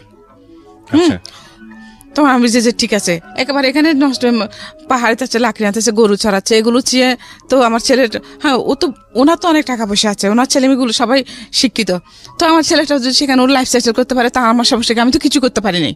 হ্যাঁ, তো আমি দিয়ে দিয়েছি ওকে। তোর বাবুকে নিয়ে মাদ্রাসায় ভর্তি করা দিয়েছে, পড়ালেখা করতেছে, আমি এদেরকে নিয়ে সিটিতে চলে আসলাম। তারপরে এরপরে আমি 3-4 মাস পরে বাড়িতে গেছি। বাড়িতে যাওয়ার পরে শুনতেছি যে কি আমার বোনের কাছ থেকে যে এরকম একটা লোক আমাকে খুঁজতে গেছে। উনি আমার বাড়ির ঠিকানা কিছু জানতেন না, শুধু মানে আমার কাছে শুনছিলাম, আমার গ্রামের নামটা শুনেছিলেন উনি। আচ্ছা, হ্যাঁ, তো উনি আমার ফিজিক্যালি বর্ণনা দিয়ে 3 দিন খুঁজছেন আমাদের পুরো এলাকাতে। আচ্ছা, 3 দিন খোঁজার পরে আমার বাড়ির ঠিকানা পেয়েছে। হ্যাঁ, তারপরে আমার আপদ থেকে আমার অফিসের ঠিকানা নিয়েছে, আমি নতুন যে ওখানে পত্রিকা কাজ করি ওখানকার ঠিকানা নিয়েছে। ওইতে ওখানে উনি সিটিতে এসে ওখানে আমার অফিসে গেছেন। উনি যখন সিটিতে আসছেন তখন কিন্তু আমি বাড়িতে গেছি। আচ্ছা, বাচ্চাদেরকে রেখে আসতে গেছি। এখানে কি একটা আমার কোথাও একটা দূরের একটা প্রোগ্রাম ছিল আমার পত্রিকার কাজে, তো আমি একা ওদেরকে সিকিউর ফিল করছিলাম না, সেজন্য বাড়িতে রেখে আসতে গেছি আমার মার কাছে, আবার নিয়ে আসবো। তারপরে তখন শুনছি আর কি, তারপরে উনি অফিস থেকে আমার বাসার ঠিকানা নিয়েছেন। বাসায় এসে খুঁজে গেছেন। আমি যখন বাসায় এসেছি, জমিদার খালা আমাকে বললেন, বাড়িওয়ালি খালা আমাকে বললেন যে তোকে এরকম একটা লোক খুঁজতে আসছিল, তুই চিনিস নাকি? আমি হচ্ছে এইরকম নাম, আমার একজন লোককে চিনতাম, আবার ওনার সাথে আমার তেমন কোনো একটা ইয়ে নেই, আবার আসলে আমি নাই বলিয়েন। আচ্ছা, তারপরে কয়েকদিন পরে আমি মানে অফিস থেকে যাচ্ছি, ওই সময় উনি দেখি আমার বাসার গলি থেকে বেরোচ্ছেন। আচ্ছা, তো সামনাসামনি দেখা হয়ে গেছে, এখন আর আমি এড়িয়ে যেতে পারি নাই। এরপর থেকে এইভাবে মধ্যে মানে 6 মাস চলে গেছে। এই লোকটা যেন কোন লোক? ওই যে আপনার সঙ্গে পরিচয় হয়েছিল, হ্যাঁ উনি টিকিট কেটে দিল যে লোক, হ্যাঁ টিকিট কাটলো যে, হ্যাঁ উনি ভদ্রলোক, শিক্ষিত ছিলেন, হ্যাঁ ভালো ছিলেন, কিন্তু ওনাকে কিন্তু আমি ছাড়াতে পারিনি। তো এরপরে আমার বাচ্চাদেরকেও যখন উনি দেখি যখন ঠিক আমার বাচ্চাদের জন্য উনি খুব বেশি ছিলেন। হ্যাঁ, তো শেষে আমিও ওনার প্রতি দুর্বল হয়ে যাই। ওনাকে অনেক অপমান করছি আমি। তো আমার লাইফে ফার্স্ট আমি ভালোবাসা জিনিসটা কি অনুভব করলাম, যে আগে আমি প্রেম ভালোবাসা এগুলো কিছু বুঝতাম না। এতগুলো ঘটনা ঘটে যাবার পর আমার ওদের কোনো ফিলিংসই ছিল না। মানে 3টা বাচ্চার মা হওয়ার পরে গিয়ে ফার্স্ট অনুভব করলাম। হ্যাঁ, ফার্স্ট আমি বুঝতে পারলাম ভালোবাসা, পৃথিবীতে ভালোবাসা আছে, ইভেন আমিও ভালোবাসতে পারি। হ্যাঁ, আমার এত কিছু জানার পরে কি আমাকে ভালোবাসতে পারে। তো উনি যখন আমার সাথে লাইফ স্টে করতে চাইলেন, উনি তো আমার সবকিছু দেখছেন, আমি সবকিছু বলেছি। হ্যাঁ, ইভেন আমি আমার রেফ হচ্ছে ওটাও বলেছি, লোকাই না কিছু, যে তুমি যদি আমার সাথে লাইফ লিড করতে চাও। ইভেন আমারও তখন দরকার ছিল, আমি জড়াতাম না ওনার সাথে, যে যেদিকেই যাচ্ছি, কিন্তু আমার বাসাতে যেখানে থাকি এখানেও আশেপাশে মানে সবসময় আমি একটা প্রেশারের মধ্যে থাকি। ওই যে শুধু আমার একজন পুরুষ লোক নাই বলে, সাইনবোর্ডটা নাই বলে, হ্যাঁ সিঙ্গেল মাদার আমি, এই কারণে আমি সবসময় একটা প্রেশারের মধ্যে থাকতাম। তো তো শেষে সবকিছু ইয়ে করে তো বছর দেড়েক পরে আমি এগ্রি হলাম ওনার সাথে লাইফ স্টে করতে। হ্যাঁ, তারপরে তখন উনি কিন্তু সম্পূর্ণ বেকার ছিলেন। হ্যাঁ, উনি ছিল ভদ্রলোকের, আমি কি নামটা বলতে যাচ্ছেন না? নামটা হ্যাঁ বলতে, ঠিক আছে, সমস্যা নেই। হ্যাঁ, তারপরে কিন্তু থাকতেছি যে ওনার টাকা পয়সা ছিল না, তখন উনি বেকার ছিলেন, আমি জব করতেছি, সবকিছু আমি করতাম। তো যে 1-1.5 বছর যে লোকটাকে আমি প্রতি মুহূর্তে অপমান করেছি, হ্যাঁ, মানুষ একটা মুরগি থাকলে ওটার প্রতি একটা মায়া বসে যায়, তো উনি কিন্তু সবকিছু নীরবে সহ্য করছেন। আচ্ছা, হ্যাঁ, তো কিন্তু অল টাইম আমার বাচ্চাদের সাথে নিয়ে থাকতেন উনি। বাচ্চারাও মেনে নিয়েছিলেন? হ্যাঁ, আমার বাচ্চাদেরকে মেনে নিয়ে থাকতেন, আমার বাচ্চাদেরকে সবকিছু জানতেন, আমাদের বাড়িতে গেছেন, সব দেখেছেন। হ্যাঁ, তো সবকিছু মেনে নিয়েই কিন্তু উনি আমার সাথে কন্টিনিউ হতে চাইলেন। তারপরেও আমি 1.5 বছর সময় নিয়েছি, পরে হ্যাঁ করলাম। তারপরে যে উনি আমাকে বললেন যে দেখো, আমি ওনার টাকা নাই, আমি ওনাকে টাকা দিলাম, 3,000 টাকা দিলাম যে আমাদের বিয়ে রেজিস্ট্রি করার জন্য। হ্যাঁ, উনি দেখি সেদিকে খরচ করে ফেললেন, কিন্তু বিয়েটা রেজিস্ট্রি করলেন না। বাট আমরা কিন্তু একসাথে থাকতেছি তখন। আচ্ছা, তো রেজিস্ট্রি করলেন কিন্তু বিয়ে করলেন না? রেজিস্ট্রি করলো না, বিয়েটা রেজিস্ট্রি করে নাই। মানে বিয়ে করলো কিন্তু রেজিস্ট্রি করলো না, মানে জাস্ট কবুল বলাটা করলো ধর্মীয় বিধান অনুসারে, কিন্তু রেজিস্ট্রিটা করলো, রেজিস্ট্রিটা করে নাই। আমি ওর জন্য ওকে 3 বার টাকা দিয়েছি, হ্যাঁ, কিন্তু ও সেটা করে নাই। আচ্ছা, তখন ও আমাকে বলতো যে দেখো তোমাকে আমাদের বাড়িতে নিয়ে যাব, হ্যাঁ, কিন্তু আমার একটা ছোট বোন আছে, ওটা LLB পড়তেছে, ওর একটা বিয়ে শাদী হয়ে যাক, তা না হলে এখন আমি যেহেতু গ্রামের পরিবেশ জানো তুমি, মানুষ যত শিক্ষিত হোক, হ্যাঁ, আমরা সংস্কার মুক্ত না, ওগুলো সমাজের লোকেরা বলবে যে আমি একটা বিবাহিতা মেয়েকে বিয়ে করেছি, এই সেই। তো আমি আচ্ছা ঠিক আছে, পরে তোমার ব্যাপারটা, আমার বোন বিয়ে হয়ে গেলে তোমাকে আমাদের বাড়িতে তুলবো। এরপরে 2001 সালের দিকে ওর চাকরি হলো, 2002 সালে ও একটা ওই যে লোহা টোহা বানাজের স্টিল, কি বলে এগুলো, ঠিক আছে সমস্যা নেই, যে কোনো একটা জায়গায় চাকরি বানাজে এগুলো, রোলিং মিল। আচ্ছা, রোলিং মিলের শোরুমে ওর চাকরি হলো, কাজ করে ভালো ইনকাম করতেছে, কিন্তু সাথে সাথে ও চেঞ্জ হয়ে গেছে। আমাকে বিয়ে করার আগে কিন্তু ওর সাথে একটা মেয়ের সাথে বেশ কয়েক বছর রিলেশন ছিল, মেয়ের মা ওকে দেয় না, উনিও ওই মেয়ের বাড়িতে লজিং মাস্টার ছিলেন। তো ওইখানে পড়াতে মানে সম্পর্কটা হয়ে যায়, কিন্তু মেয়ের মারা মেনে নেয় নাই। উনি এগুলো আমাকে সব বলেছেন। তো ঠিক আছে, মেনে নেয় নাই। এরপরে ও মেয়েটার প্রতি উনি আবার ইনভলভ হয়ে গেছেন মেয়েটার সাথে। তো আমার একটা বদ অভ্যাস আছে কি, আমার অনেকগুলো ব্যাড হ্যাবিট আছে, তার মধ্যে একটা হলো কি যে আমি নিজের চোখে না দেখে এবং নিজের কানে না শুনলে কখনো কারোর কথা বিশ্বাস করি না। এটা খুব ভালো অভ্যাস, এখনো আমি এরকমই। আচ্ছা, তো ওরা আমাকে বলতো, আমি শুনতাম, বাট আমি কখনোই ওকে সার্চ করি না এটা নিয়ে। একদিন আমি এরপরে কিছুদিন আগে ওর যখন চাকরি হয়, তখন আমরা দুজন একসাথে বেরিয়ে যেতাম।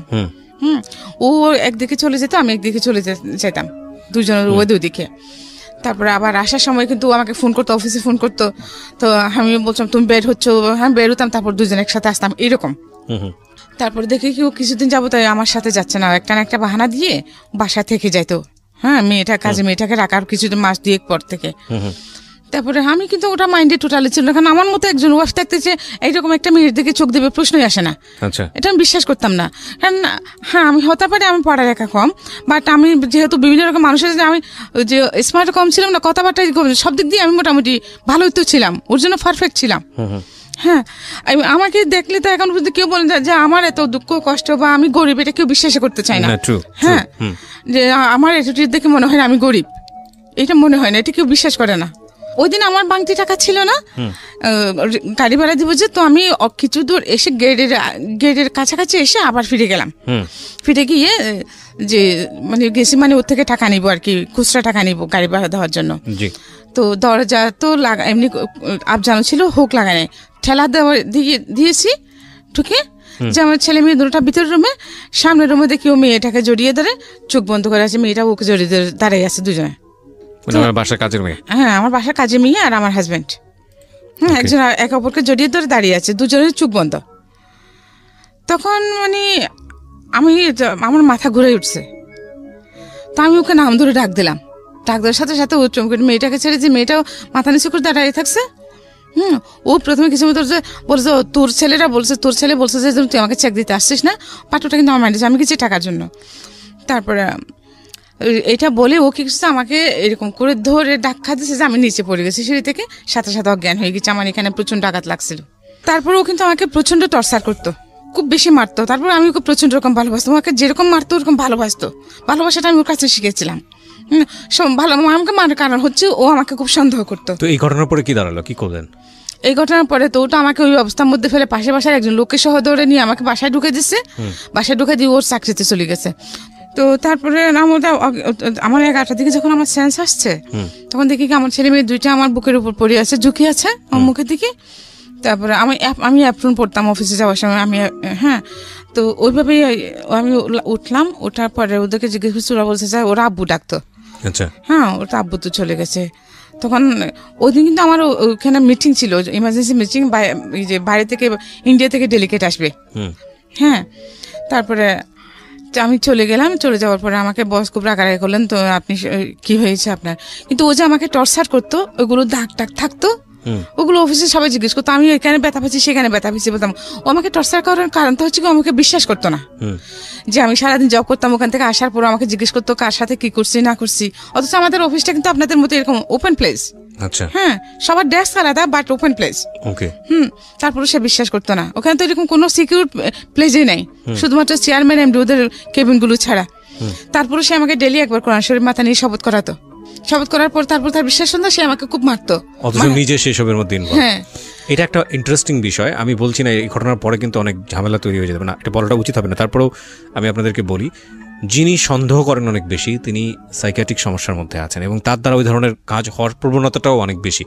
আপনারা যদিও বিষয়টিকে ভালোবাসা হিসেবে দেখি, যে তাকে অনেকেই মনে করে যে সন্দেহ করছে মানে আমাকে অনেক বেশি ভালোবাসে, আসলে কিন্তু তা না। রাইট, এটা কিন্তু এক ধরনের সমস্যা এবং এটা ভয়ানক রকমের সমস্যা, এবং এটার অবশ্যই কিওর হওয়া উচিত, কারণ সবচেয়ে বড় ভিকটিম কিন্তু সে নিজেই হয় যিনি সন্দেহ করেন। হ্যাঁ, বলেন। তারপরে এইরকমের মধ্যে মানে এইরকমই চলতেছে। তারপরে যখন আমি ওই অফিসে গেলাম, যে আমার মিটিং ছিল, আমাকে বস বকা দিলেন। তারপরে আমাদের ওখানে জিএম টিএম জন ছিলেন, ওনারা তো হায়ার এডুকেটেড, বাট ওনারা যে আমি খুব অল্প শিক্ষিত হওয়ার পরেও যে হিন্দি ইংলিশগুলো মোটামুটি ভালো বলতে পারতাম। হ্যাঁ, তো একদিন এরকম মিটিংয়ের মধ্যে ইন্ডিয়া থেকে যে 4 জন ডেলিগেট আসছে, ওদের সাথে কথা হলো। ম্যানেজার জিএম স্যার বুঝতে পারছিলেন না। দেন আমি বাংলায় ভাষণ করে দিচ্ছিলাম চেয়ারম্যান স্যারকে। তখন থেকে মানে এইরকম বিদেশি যেগুলো ডেলিগেটগুলো আসতো আমি হ্যান্ডেল করতাম। তো পরে আমি চেয়ারম্যানের পিএস হয়ে যাই। হ্যাঁ, মানে আমাকে পিএস করে নেন। তারপরে হ্যাঁ, ভালোই চলতেছে। কিন্তু তারপরে যখন দেখতেছে যে মানে ওর যখন টাকা পয়সা আসতেছে, হ্যাঁ, ও যে বাইরে আমি যেখানে চাকরি করতাম, হ্যাঁ, ওখানকার চেয়ারম্যান কিন্তু ওখানে কেউ বিশ্বাস করতো না আমার বিয়ে হয়েছে। আচ্ছা, ওনাখানে যিনি চেয়ারম্যান ছিলেন, উনি বাংলাদেশের একজন খুবই পরিচিত ফিগার, আমি নাম বলছি না, এখনো আছেন। তো ওনার 3টা ছেলে। তো ওনার এখানে তো লন্ডন, আমেরিকা, এখানে বাংলাদেশ, তো ওনার বাড়ি সব আছেই, ওনার বিভিন্ন দেশে ওনার বিজনেস আছে। তো উনি আমাকে দেখে, আমার এই দেখে ওনার ভালো লাগলো। উনি আমাকে আমাদের ইয়েকে বললেন, আমাদের একজন মার্কেটিং ম্যানেজারকে বললেন আমাকে বিয়ে করার কথা। ওনার সিটিংয়ের মধ্যে যে ওনার বাড়ির ওনার আছে যেগুলো আছে, উনি আমার নামে করে দিবেন, এবার আমার ছেলে মেয়ে দুটো ইয়ে করে দিবেন, আমার নামে করে দিবেন, আমি যেন ওনাকে বিয়ে করতে রাজি হই। ওনার 3টে ছেলে, কোনো মেয়ে নাই। তো আমি বলি যে না, আমি তখন তো ওনাকে ভালোবাসি, আমার আমি রাজি হই নাই। এবং আমার এরকম অনেক, তখন যখন আমি সিটিতে আসি আমার অনেক এরকম ইয়ে ছিল, কিন্তু আমি কখনো ওইদিকে ফিরে তাকাইনি। এগুলো আমি আবার ওর সাথে শেয়ার করতাম। তো এই কারণে কিনা জানি না, সে আমাকে কিন্তু প্রচুর সন্দেহ করতো এবং টর্চারও করতো। ডেলি একবার কোরআন শরীফ মাথা নিয়ে শপথ করাতো, তারপরে বিশ্বাস করতো না। তো এই আমার ছেলে কিন্তু ওই জিনিসটা ওর মাথার মধ্যে ঢুকে গেছে। এমনকি আমি যখন বাড়িতে যেতাম, হ্যাঁ, আমার হাজব্যান্ড ওর সাথে যে পাবলিক বুথ থেকে কথা বলতাম, মোবাইল ছিল না, ওর মোবাইল ছিল, আমার ছিল না। পাবলিক বুথে গিয়ে ওর সাথে কথা বলতাম, বা ফোন বাসায় নিয়ে যেত, মোবাইল বাসায় নিয়ে যেত, এরকম। হ্যাঁ, তো ও আমার সাথে বাড়িতে কথা বলতেছে, এখানে আশেপাশে আমাদের আশেপাশে যে ভাড়াটিয়ার আছে, আশেপাশে ভাবিদেরকে বলতেছে কি দেখেন, ওরা যখন আমাকে মারতো, সবাই বলতো না যে কেন এরকম করেন আপনি সবসময় ডেলি। হ্যাঁ, তো বলতো যে আমার চরিত্র খারাপ। হ্যাঁ, তখন উনি কি ও করতে আমার সাথে বাড়িতে গেলে আমার সাথে ফোনে কথা বলতো, এদিকে আশেপাশে ওদেরকে বলতো যে কি দেখেন ও এখন ওর অন্য পুরুষ নিয়ে হোটেলে রাত কাটাচ্ছে। আমি তো যাচ্ছি, ওদেরকে বলে গেছি বাড়িতে যাচ্ছি, ভাবি কোথায় যাচ্ছেন, ভাই বাড়িতে যাচ্ছি, একটু আমার বাসা থেকে খেয়াল রাখেন। হ্যাঁ, কিন্তু ওইরকম বলতো।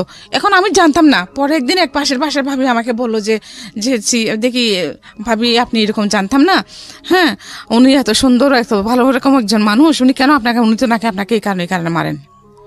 আমার এখনই মানে আমার মাথাগুলো চেক কথা শুনে মানে এই ধরনের ব্যাপারগুলো লেগে থাকতো। তো যাই হোক, ও আমাকে বেশ কয়েকবার মার করিয়েছে। হ্যাঁ, তারপরে দ্য লাস্ট মোমেন্টে বেশ কয়েকবার ও আমাকে ফেলেও চলে গেছিল। আচ্ছা, যে বিভিন্ন মেয়েদেরকে নিয়ে, তারপরে আবার যখন যে বুঝতে পারতো বা ওরা যখন ওকে ছেড়ে চলে যেত তখন সে আবার আমার কাছে চলে আসতো। এরকম 3বার হয়েছে। এরপর আমি আর ওকে জায়গা দিইনি। আমি প্রথমে যখন সাফার সাথে যখন কথা হয় আমার, তখন আমি ব্যাপারগুলো কিন্তু ওকে বলি নাই। সাফা মানে ওনার আরেকজন না আপনার অ্যাসিস্ট্যান্ট সাফওয়ান। হ্যাঁ, সাফওয়ান। আচ্ছা, সাফওয়ান আপনাকে যখন ফোন দিয়েছিল তখন বলেননি বিষয়গুলো? বিষয়গুলো বলিনি, কারণ তখন বাসাতে ছিলাম। হ্যাঁ, তখন ওনার সঙ্গে ছিলেন আপনি? না, তোমরা আমরা বাসায় ছিলেন। আমি বাসাতে, সাফওয়ানের সাথে যখন আমার কথা হয় তখন তো আমি বাসাতে ছিলাম। আশেপাশে অনেক মানুষজন। সাফওয়ান, এখানে অনেকেই কনফিউজ হয়ে যাবেন প্রিয় শ্রোতা, আপনারা যখন এখানে ফোন করেন, আমাদের প্রোগ্রামের আরেকজন টিম মেম্বার হচ্ছে সাফওয়ান, সে ডিরেক্টলি আপনাদের সঙ্গে স্টোরি নিয়ে কথা বলে। উনি আসলে তার কথাই বলছেন। হ্যাঁ, বলেন। তো আমি ওনাকে ব্যাপারগুলো বলি নাই শর্টকাট মধ্যে। হ্যাঁ, আচ্ছা। তো এর জন্য একটা গেপ থেকে যেতে পারে বা ভুল বোঝাবুঝি। ঠিক আছে, সমস্যা নাই, বলুন।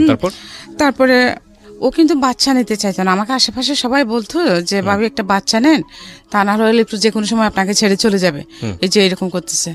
কিন্তু যতবারই আমি কনসিভ করতাম ও আমাকে এমআর করে ফেলতো। হ্যাঁ, তারপরে এট দ্য লাস্ট মোমেন্টে আমার মেয়েটা, আমি যখন কনসিভ করি আমার মেয়েটা হয়, তখন ও আগে যে ওর ছিল লাভার ছিল মেয়েটা, ওর সাথে অ্যাড হয়েছে। হ্যাঁ, তখনও চেয়েছিল আমাকে, অনেক ওষুধপত্র খাওয়াছিল ওইটা নষ্ট হয়ে যাওয়ার জন্য, কিন্তু আল্লাহর কি হুকুম হয় নাই। তারপর যখন আমি 5 মাসে প্রেগনেন্ট, তখন সে আবার আমাকে ফেলে চলে যায় ওই মেয়েটার কারণেই। ওই মেয়ের ভাই, ওরা যখন ও কি করছে, ওই মেয়ের গার্ডিয়ানরা কি করছে, ও ওদেরকে বলছে যে বিয়ে করে নাই। হ্যাঁ, তো আমি যখন আমি খবর পাচ্ছি তখন আমি ওদের বাড়িতে ফোন করছি। আচ্ছা, মেয়ের বাড়িতে। তখন ও মেয়ে বিশ্বাস করে না আমার কথা, বলছে উনি যদি তোমার হাজবেন্ড হয় তাহলে তুমি ওনাকে নিয়ে আমার বাড়িতে আসো। আচ্ছা, আমি কেন তোমার বাড়িতে আসবো? তোমার যদি প্রয়োজন হয় তুমি নিজে এসে জাস্টিফাই করে যাও, তোমার প্যারেন্টসদেরকে নিয়ে এসে তুমি জাজ করো, আমার কি দরকার আসছেন। তারপর ওনার ওয়াইফ, তারপর ওই যে মেয়েটা, মেয়ে সহ মেয়ের বড় ভাই, মেয়ের মা, হ্যাঁ মেয়ের বোন, সবাইকে নিয়ে আসছে। আচ্ছা, দুইবার আসছে। এখন দ্বিতীয়বারের মধ্যে কি করছে, তখন সন্ধ্যাবেলা ছিল, দ্বিতীয়বারের মধ্যে ওনারাও বসে আসছে আমার বাসায়। হ্যাঁ, ওই সময় আমার হাজবেন্ডও আসছে।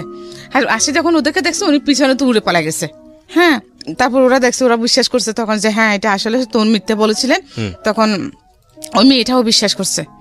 হ্যাঁ, তারপরে ও মেয়ের সাথে ও মেয়ে আর ওকে বিয়ে করে নেয়। এখন ও কি করছে, আমাকে ছেড়ে চলে গেছে। আপনার হাজবেন্ড? আমাকে ছেড়ে চলে গেছে। তখন আমি কি করবো, আমার তো তখন চাকরিও ছেড়ে দিয়েছি, যেহেতু আমাকে সন্দেহ করে এগুলো নিয়ে। তখন ও বলছে চাকরি ছেড়ে দে তুই, তাহলে তোকে সন্দেহ করবো না। ওকে, ঠিক, আমি আমার সংসারের কাছে আমি চাকরি ছেড়ে দিলাম, বাসাতেই আছি পার্মানেন্টলি। তারপর যখন ও আমাকে ফেলে চলে গেছে, আমার তো কিছু, আমি কিভাবে চলবো। তারপরে যাই হোক, আমার কিছু সঞ্চয় ছিল, ও যখন চলে গেছে আমার মেয়েটা, আমি তখন 5 মাসে প্রেগনেন্ট। আমি একটা রেলওয়ে কলোনিতে একটা সাবলেটে একটা ছোট রুম নিলাম। ওগুলো তো সরকারি কোয়ার্টার, ওরা একরকম সাবলেট দেয়। ওখানে আমি একটা সস্তার মধ্যে একটা ছোট রুম নিয়ে আমার বাচ্চাগুলো নিয়ে ওখানে থাকলাম। পরে আমার মেয়েটা এটা হলো। মেয়ে হওয়ার পরেও অনেকদিন সে কোনো খোঁজখবর নেয় নাই। 2 বছর পর্যন্ত অনেক কষ্ট করছি মেয়েকে নিয়ে, মানুষের বাড়িতে কাজ পর্যন্ত করেছি। তারপর মেয়ে যখন একটু বড় হলো, তখন আমার বড় মেয়ের কাছে ওকে রেখে দেন আমি আবার চাকরিতে ঢুকলাম। ওকে, আবার চাকরিতে ঢুকলাম। তখন তো আমার ওই চাকরিটা তো চলে গেছে। দেন আমি আবার একটা পত্রিকা দেখে পত্রিকা বিজ্ঞাপন দেখে আমি আবার একটা গ্রুপ অফ কোম্পানিতে জয়েন করলাম। হ্যাঁ, তো ওখানে আমি টেলিফোন অপারেটর হিসেবে জয়েন করি। পরবর্তীতে ওইখানেও যে আমার পারফরমেন্স আল্লাহর রহমতে খুব ভালো হওয়ার কারণে আমি পরবর্তীতে ওখানেও আমি চেয়ারম্যানের পিএস হই। আমার ওই গ্রুপ অফ কোম্পানির চেয়ারম্যানের পিএস হই আমি পরে। ওনারাও পরিচিত, যে মোস্তাফা গ্রুপ অফ ইন্ডাস্ট্রিজ, যে সৌদি গাড়ি আছে ওগুলার। তো আগ্রাবাদ ওনাদের নিজস্ব, আমি ওখানে করতাম। প্রথমে টেলিফোন অপারেটর হিসেবে ঢুকি, তারপরে যে ওখানে পিএস হই। আচ্ছা, হ্যাঁ, তো ওখানে আমার অফিসে কিন্তু সবার সাথে, আমার কলিগদের সাথে খুব ভালো সম্পর্ক। জি, হ্যাঁ, আমার কোনো ফল ছিল না। কখনো যে ফল থাকলে তারপরেও যে মাঝে মধ্যে কাজকর্মে তো ভুল হয়, তারপরে কিন্তু ওরা সেটা নিত না তেমন একটা। আমি আমার কাজের প্রতি সবসময় খুব আন্তরিক ছিলাম। সকাল 5টায় ঘুম থেকে উঠতাম, উঠে নামাজ কালাম পড়ে নাস্তা বানাতাম বাচ্চাদের জন্য, হ্যাঁ রান্না বান্না করতাম, তারপর ওদেরকে তুলে যারটা সবগুলো রেডি করে দিয়ে দেন আমি 8:30 পৌনে 9টার মধ্যে বাসা থেকে বেরিয়ে যেতাম। হ্যাঁ আমার বাচ্চারাও নিজে নিজে আল্লাহর রহমতে পড়ালেখা করতো। আমার মেয়ে স্কুলে যেহেতু এটা ছোট ছিল, ছোট মেয়েটা, তো আমার বড় মেয়ে ওকে নিয়ে অনেক কষ্ট করেছে। আমার বড় মেয়ে ওর সাথে ওকে নিয়ে স্কুলে চলে যাইতো, স্কুলে নিত, ওকে বাসায় রেখে পড়তো, অনেক কষ্ট করেছে আমার বাচ্চারা। তারপরে পড়ালেখা মাঝে মধ্যে গ্যাপও গেছে, ওর ক্লাস 9 এক বছর ওর গ্যাপ গিয়েছিল। হ্যাঁ এখন যে আমার যে ওই মেয়েটাকে নিয়ে তো টেনশন নেই, ওর একটা পরিচয় তো আছে, কিন্তু ওর বাবা তো ওকে পরিচয় দিচ্ছে না। কার বাবা? এই যে মেয়ে ছোটটার পরিচয় দিচ্ছে না। হ্যাঁ ওর বাবা তো ওকে পরিচয় দিচ্ছে না, যে ও আমাকে ওর ফ্যামিলিতে নেয় বাট ও আমায় ওর সবকিছু আমি চিনি জানি।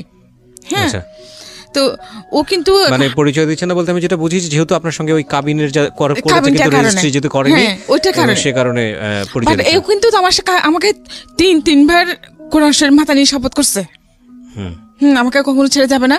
আর আমাকে প্রথমে আগে যেখানে বিয়ে করছে, বলে রাখি প্রিয় শ্রোতা, প্রত্যেকটা মানুষই সুন্দর, সৃষ্টিকর্তা নিপুণ হাতে তাদেরকে তৈরি করেছেন, প্রত্যেকটা মানুষ তার নিজ কর্মে সুন্দর, কিন্তু বাহ্যিক রূপটা যদি কোনো ফ্যাক্ট হয়, আমি এভাবেই বলতে চাই, বাহ্যিক রূপটা যদি কোনো ফ্যাক্ট হয় তাহলে উনি যে মেয়ের গল্পটা এই মুহূর্তে বলছেন, ওনার সবচেয়ে ছোট মেয়ে, ওনাকে আমি দেখেছি, উনি এসেছেন স্টুডিওতে, মাশাআল্লাহ, মানে she is absolutely amazing, she is beautiful, খুবই সুন্দর দেখতে। হ্যাঁ বলেন। তারপরে এর মধ্যে উনি তো আমাকে ফেলে চলে গেছেন না, আমি এত কষ্ট করে আমার বাচ্চাদেরকে আমি বড় করতেছি। আমার বড় মেয়ের কি অবস্থা? আমার বড় মেয়ে তো এখন কলেজে পড়তেছে, ইউনিভার্সিটিতে পড়তেছে, বেসরকারি ভার্সিটিতে, বিবিএ 2nd সেমিস্টার। তো পাশাপাশি একটা জবও করতেছে, তো সংসার চালাচ্ছে। বিয়ে শাদী হয়নি না, তো এখন বিয়ের প্রপোজাল আসলেও আমি দিতে পারছি না, কারণ আমার যে টাকা পয়সাও নাই, তারপরে যে একটা মানুষ আসলে বসতে দিব আমার সেরকম ঘরও আমার নাই। হ্যাঁ কারণ আমাকে দেখলে কেউ বলে না আমি গরিব, আমার মেয়েদেরকে দেখলেও কেউ বলে না সেটা। তো আমিও চাচ্ছি না আমার মেয়ে কেন পৃথিবীতে কোনো নারীর জীবনে আমার মতো হোক, এটা আমি চাই না। আমি আল্লাহর কাছে প্রত্যেক দিন প্রার্থনা করি যে আল্লাহ আমার মতো পাবে এই পৃথিবীর বুকে আর কেউ নাই। হ্যাঁ কিন্তু আমি চাই না কোনো নারীর জীবন আমার মতো হোক, ইভেন আমার মেয়েদেরকে যেন আল্লাহ শুধু দুটো ভালো নামাজি পরেশগার ছেলের হাতে যেন আমার মেয়ে 2টা বিয়ে হয়। আপনার কি এরকম হয়েছে যে বড় মেয়ের বিয়ে এসছে, আপনার এই অবস্থার কারণে ভেঙে গেছে বা হচ্ছে? হ্যাঁ এরকম হচ্ছে প্রতিনিয়ত হচ্ছে। ভালো ভালো ফ্যামিলি আসতেছে, কিন্তু আমার ফ্যামিলি ব্যাকগ্রাউন্ড প্লাস আমার যে টাকা পয়সা নেই, এই কারণে আমার মেয়েগুলো রূপবতী গুণবতী হওয়ার পরেও আমি বিয়ে দিতে পারছি না। উনি যেটা বললেন যে ওনার বড় মেয়ে ওনার ছোট মেয়ের চেয়েও মাশাআল্লাহ অনেক বেশি সুন্দর। যাই হোক, প্রত্যেকটা মানুষই সুন্দর, সেই জায়গা থেকে আমি একটু আপনাদেরকে বলি। দেখুন, গল্পের 2টা জায়গা, একটা হচ্ছে যে ভয়ঙ্কর রকমের ফাইটের জায়গা হলো ওনার নিজের, উনি নিজে কোনোভাবে নিজেকে কম্প্রোমাইজ করেননি, বা কম্প্রোমাইজ বলতে বলবো অন্যায়ের কাছে মাথা নত করেননি, সে অবস্থায় তিনি উঠে পড়ে যেভাবেই পারুক সামনের দিকে এগিয়েছেন। এখন অদ্ভুত ব্যাপার হচ্ছে সেখানেও তাকে ভয়ঙ্কর রকমভাবে এক্সট্রিম লেভেলে স্যাক্রিফাইস করতে হয়েছে, এবং সেটা তিনি করতে বাধ্য ছিলেন, নিজ ইচ্ছায় কখনো করেননি, অন্যায় পথে পা বাড়েননি। এই মানুষটি আজকে যে জায়গাটায় এসছেন সেখানে তিনি 3টে ছেলে মেয়েকে মানুষ করেছেন, বিশেষ করে তার 2টো মেয়ে এবং একটা ছেলে, তাই তো? আপনার 2টো মেয়ে একটা ছেলে, তাই তো? তো এবং এই 2টো মেয়ের বড় মেয়ে এখন সংসার চালাচ্ছে, উনি নিজেও কিছু টুকটাক করার চেষ্টা করেন, আর ছোট মেয়েটা পড়াশোনা করছে। দেখুন ভয়ঙ্কর রকমভাবে এই যে সমাজ, আমি যে বারবার আপনাদের একটা কথা বলি যে আমরা ছেলেরা আমাদের সমাজ থেকে যতটা সুযোগ সুবিধা নিতে পারি, আমাদের মেয়েরা কত রকমভাবে যে বাধাপ্রাপ্ত তার কোনো শেষ নেই। এখন দেখুন এই মেয়েটার বিয়ের ক্ষেত্রে একটা বড় সমস্যা, সেটা কি? সেটা হচ্ছে যে এই যে ভদ্রমহিলা, তার যে ফ্যামিলি ব্যাকগ্রাউন্ড বা তার যে স্ট্রাগল, সেই জায়গাটিতে যেটা বলে যে ব্রোকেন ফ্যামিলিতে বড় হয়েছে বা যেটাই হোক না কেন, এটা আমাদের সমাজের এখন একটা অনেক বড় দৃষ্টিভঙ্গিজনিত সমস্যা, এবং সে কারণে ওনার মেয়ের বিয়েটা ভেঙে যাচ্ছে। কি অদ্ভুত বিষয়! আপনি পুরো গল্পটা আজকে এখানে বললেন, আমি আসলে বললে তো কোনো কিছু হবে না, তবে এটা ঠিক যে আমি খুব ধর্মভীরু একজন মানুষ, কতটুকু পালন করতে পারি জানি না, তবে আমি বিশ্বাস করি প্রত্যেকটা মানুষের জন্য আল্লাহ তার বেস্টটা নির্ধারণ করে রেখেছেন। সো আপনি আল্লাহর উপর তাওয়াফ করেন, এবং নিশ্চয়ই আমি বিশ্বাস করি, আজকে তো অসংখ্য মানুষ এটা শুনেছে, আমি জানি অনেকে বিয়েও করার জন্যই আমাদের স্টেশনে যোগাযোগ করবে। আমি তাদেরকে নিরুৎসাহিত করছি এই কারণে যে আমরা আসলে এই ধরনের কমিউনিকেশন করি না। আমরা একটা গল্প প্রচার করি মানুষকে এইভাবে মোটিভেট করার জন্য, যে গল্পটা শুনে যেন নিজের জীবনে সে পরিবর্তন আনে in a positive sense. So আমরা এটা আপনাকে উৎসাহিত করছি না। তবে একটা বিষয় আমাদের না বললেই নয়, সেটা হলো যে যেটা আমি বলছিলাম যে সৃষ্টিকর্তা আমাদের জন্য ভালো কিছু নির্ধারণ করে রেখেছেন। আপনার বরং এক অর্থে ভালো হচ্ছে যে কেউ যদি এসে আপনার সব কিছু জেনে চলে যাচ্ছে, আমি মনে করি ভালো হচ্ছে। সে যদি আপনার মেয়ের চেহারা দেখে হোক বা যে কোনো কারণেই হোক দ্বিধাদ্বন্দ্বে ভুগে শেষ পর্যন্ত বিয়ে করার পরে যদি তখন ভয়ানক রকম ভাবে, তার চেয়ে বরং আমার মনে হয় যে আপনি ভালো মানুষের জন্য ওয়েট করাটাই বেটার। আপনি আল্লাহর উপর তাওয়াফ করেন এবং নিশ্চয়ই আপনার জন্য ভালো কিছু হবে, এটা আমি বিশ্বাস করি। হ্যাঁ, কারণ আপনার মেয়েরা যথেষ্ট পরহেজগার এবং আপনি যেটা বলছিলেন যে নামাজ কালাম করে, শুধু তাই নয় যে তাদেরকে আপনি কখনোই আপনি যে বিপদের মধ্যে দিয়ে গেছেন তাদেরকে আপনি সে আঁচটা দিতে দেননি। রাইট। তো এদিক থেকে আমার মনে হয় যে আপনাকে যিনি রেসপেক্ট করতে পারবেন, ভালোবাসতে পারবেন, শ্রদ্ধা করতে পারবেন, এরকম ছেলেই যেন আপনার মেয়ের জামাই হয়, এইটুকুই শুধু আমি বলতে পারি। আমার চাওয়া ওঠাই, আমি দোয়া করি মন প্রাণ উজাড় করে। জি, আপনার যদি শেষের দিকে কিছু বলার থাকে। হ্যাঁ, আমার চাওয়া ওইটাই যে আমি তো এখন অসুস্থ হয়ে গেছি, ঠিক চিকিৎসা করতে পারি না, ওষুধপত্র খেতে পারছে না। হ্যাঁ, তো আমার একটা মাত্র মেয়ে যে চাকরি করতেছে, ও কোন দিকে সামলাবে? জি, এত কিছু টাকা দেওয়া সম্ভব না। তারপর আল্লাহ পাকের অশেষ রহমত যে একটা বর্তমান ছেলেরা যেখানে একটা ছেলে যেখানে এসব করতে পারে না, একটা ফ্যামিলি ধরে রাখতে পারে না, সেখানে আমার মেয়েটা দুইটা মানুষকে ধরে রেখেছে, নিশ্চয়ই একটা ফ্যামিলি ধরে রেখেছে। যে এই বয়সে ওর ফ্রেন্ডরা সবাই কি মজা মাস্তি করতেছে কলেজ ইউনিভার্সিটিতে, কিন্তু আমার মেয়েটা শুধুমাত্র তার পড়ালেখা এবং তার জব, কিভাবে সে তার ফ্যামিলিটাকে সেট আপ করবে, তার এই চিন্তাটা। মাশাআল্লাহ, ভেরি গুড। আমি মন প্রাণ উজাড় করে দোয়া করি। জি, কিন্তু আমাদের সমাজে দেখেন, আমার এখন 100% শিক্ষিত। যে কি করছে জানো, উনি বিবিএ পড়ছে। জি, বিবিএ সেকেন্ড সেমিস্টার। ওকে। তারপরে শিক্ষিত না, 100% শিক্ষিত এখন। তো ওরা সবাই শিক্ষিত সমাজ, শিক্ষিত ছেলেরা, ওরা যারা প্রপোজাল নিয়ে আসে মেয়ের জন্য, মেয়ের বিয়ের জন্য, আপনার কথা জেনে, ফ্যামিলি ব্যাকগ্রাউন্ড জেনে পিছিয়ে যায়। তো এটা কেমন কথা? এই শিক্ষার আর কি মূল্য থাকলো? যদি আমি সিঙ্গেল মাদার বলে আমি যে এতটা স্ট্রাগল করে, আমি এত কষ্ট করেছি, আমি কখনো অন্যায় কাজ কিছু করি নাই, জানাতো আমার জানা মতো আমি কখনো কোনো অন্যায় করি নাই। হ্যাঁ, এমনকি আমি যখন পত্রিকায় কাজ করেছি, ওখানে গোল পাচার নিয়ে আমি একটা রিপোর্ট করছিলাম। গোল নিয়ে, বাংলাদেশে গোল পাচার। হ্যাঁ, তো 2 মাস লেগেছিল। 2 মাস আমি ওই কাজটার পিছনে বিয়ে করেছি। এট দ্য ফাইনাল মোমেন্টে আমি রিপোর্টটা প্রকাশ করতে পারলাম না। হ্যাঁ, কারণ আমি যার বিরুদ্ধে আমি কাজটা করেছি, যাকে নিয়ে রিপোর্টটা করেছি, হ্যাঁ, উনি আমাকে মোটা অ্যামাউন্টের একটা কোর্স দিতে চেয়েছিলেন, আমি নিই নাই।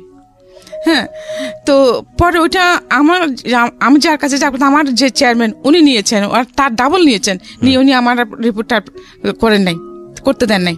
দেন আমি ওই রাগের উপরে ওই চাকরিটা ছেড়ে দিয়েছি। হ্যাঁ, তখন উনি আমাকে বলছেন যে আমার দরজা তোমার জন্য সবসময় খোলা থাকবে, তুমি আসতে পারো। এবং আমি এখনো পর্যন্ত ওখানে 11,747 টাকা পাই, ওটার জন্য আমি যাই নাই।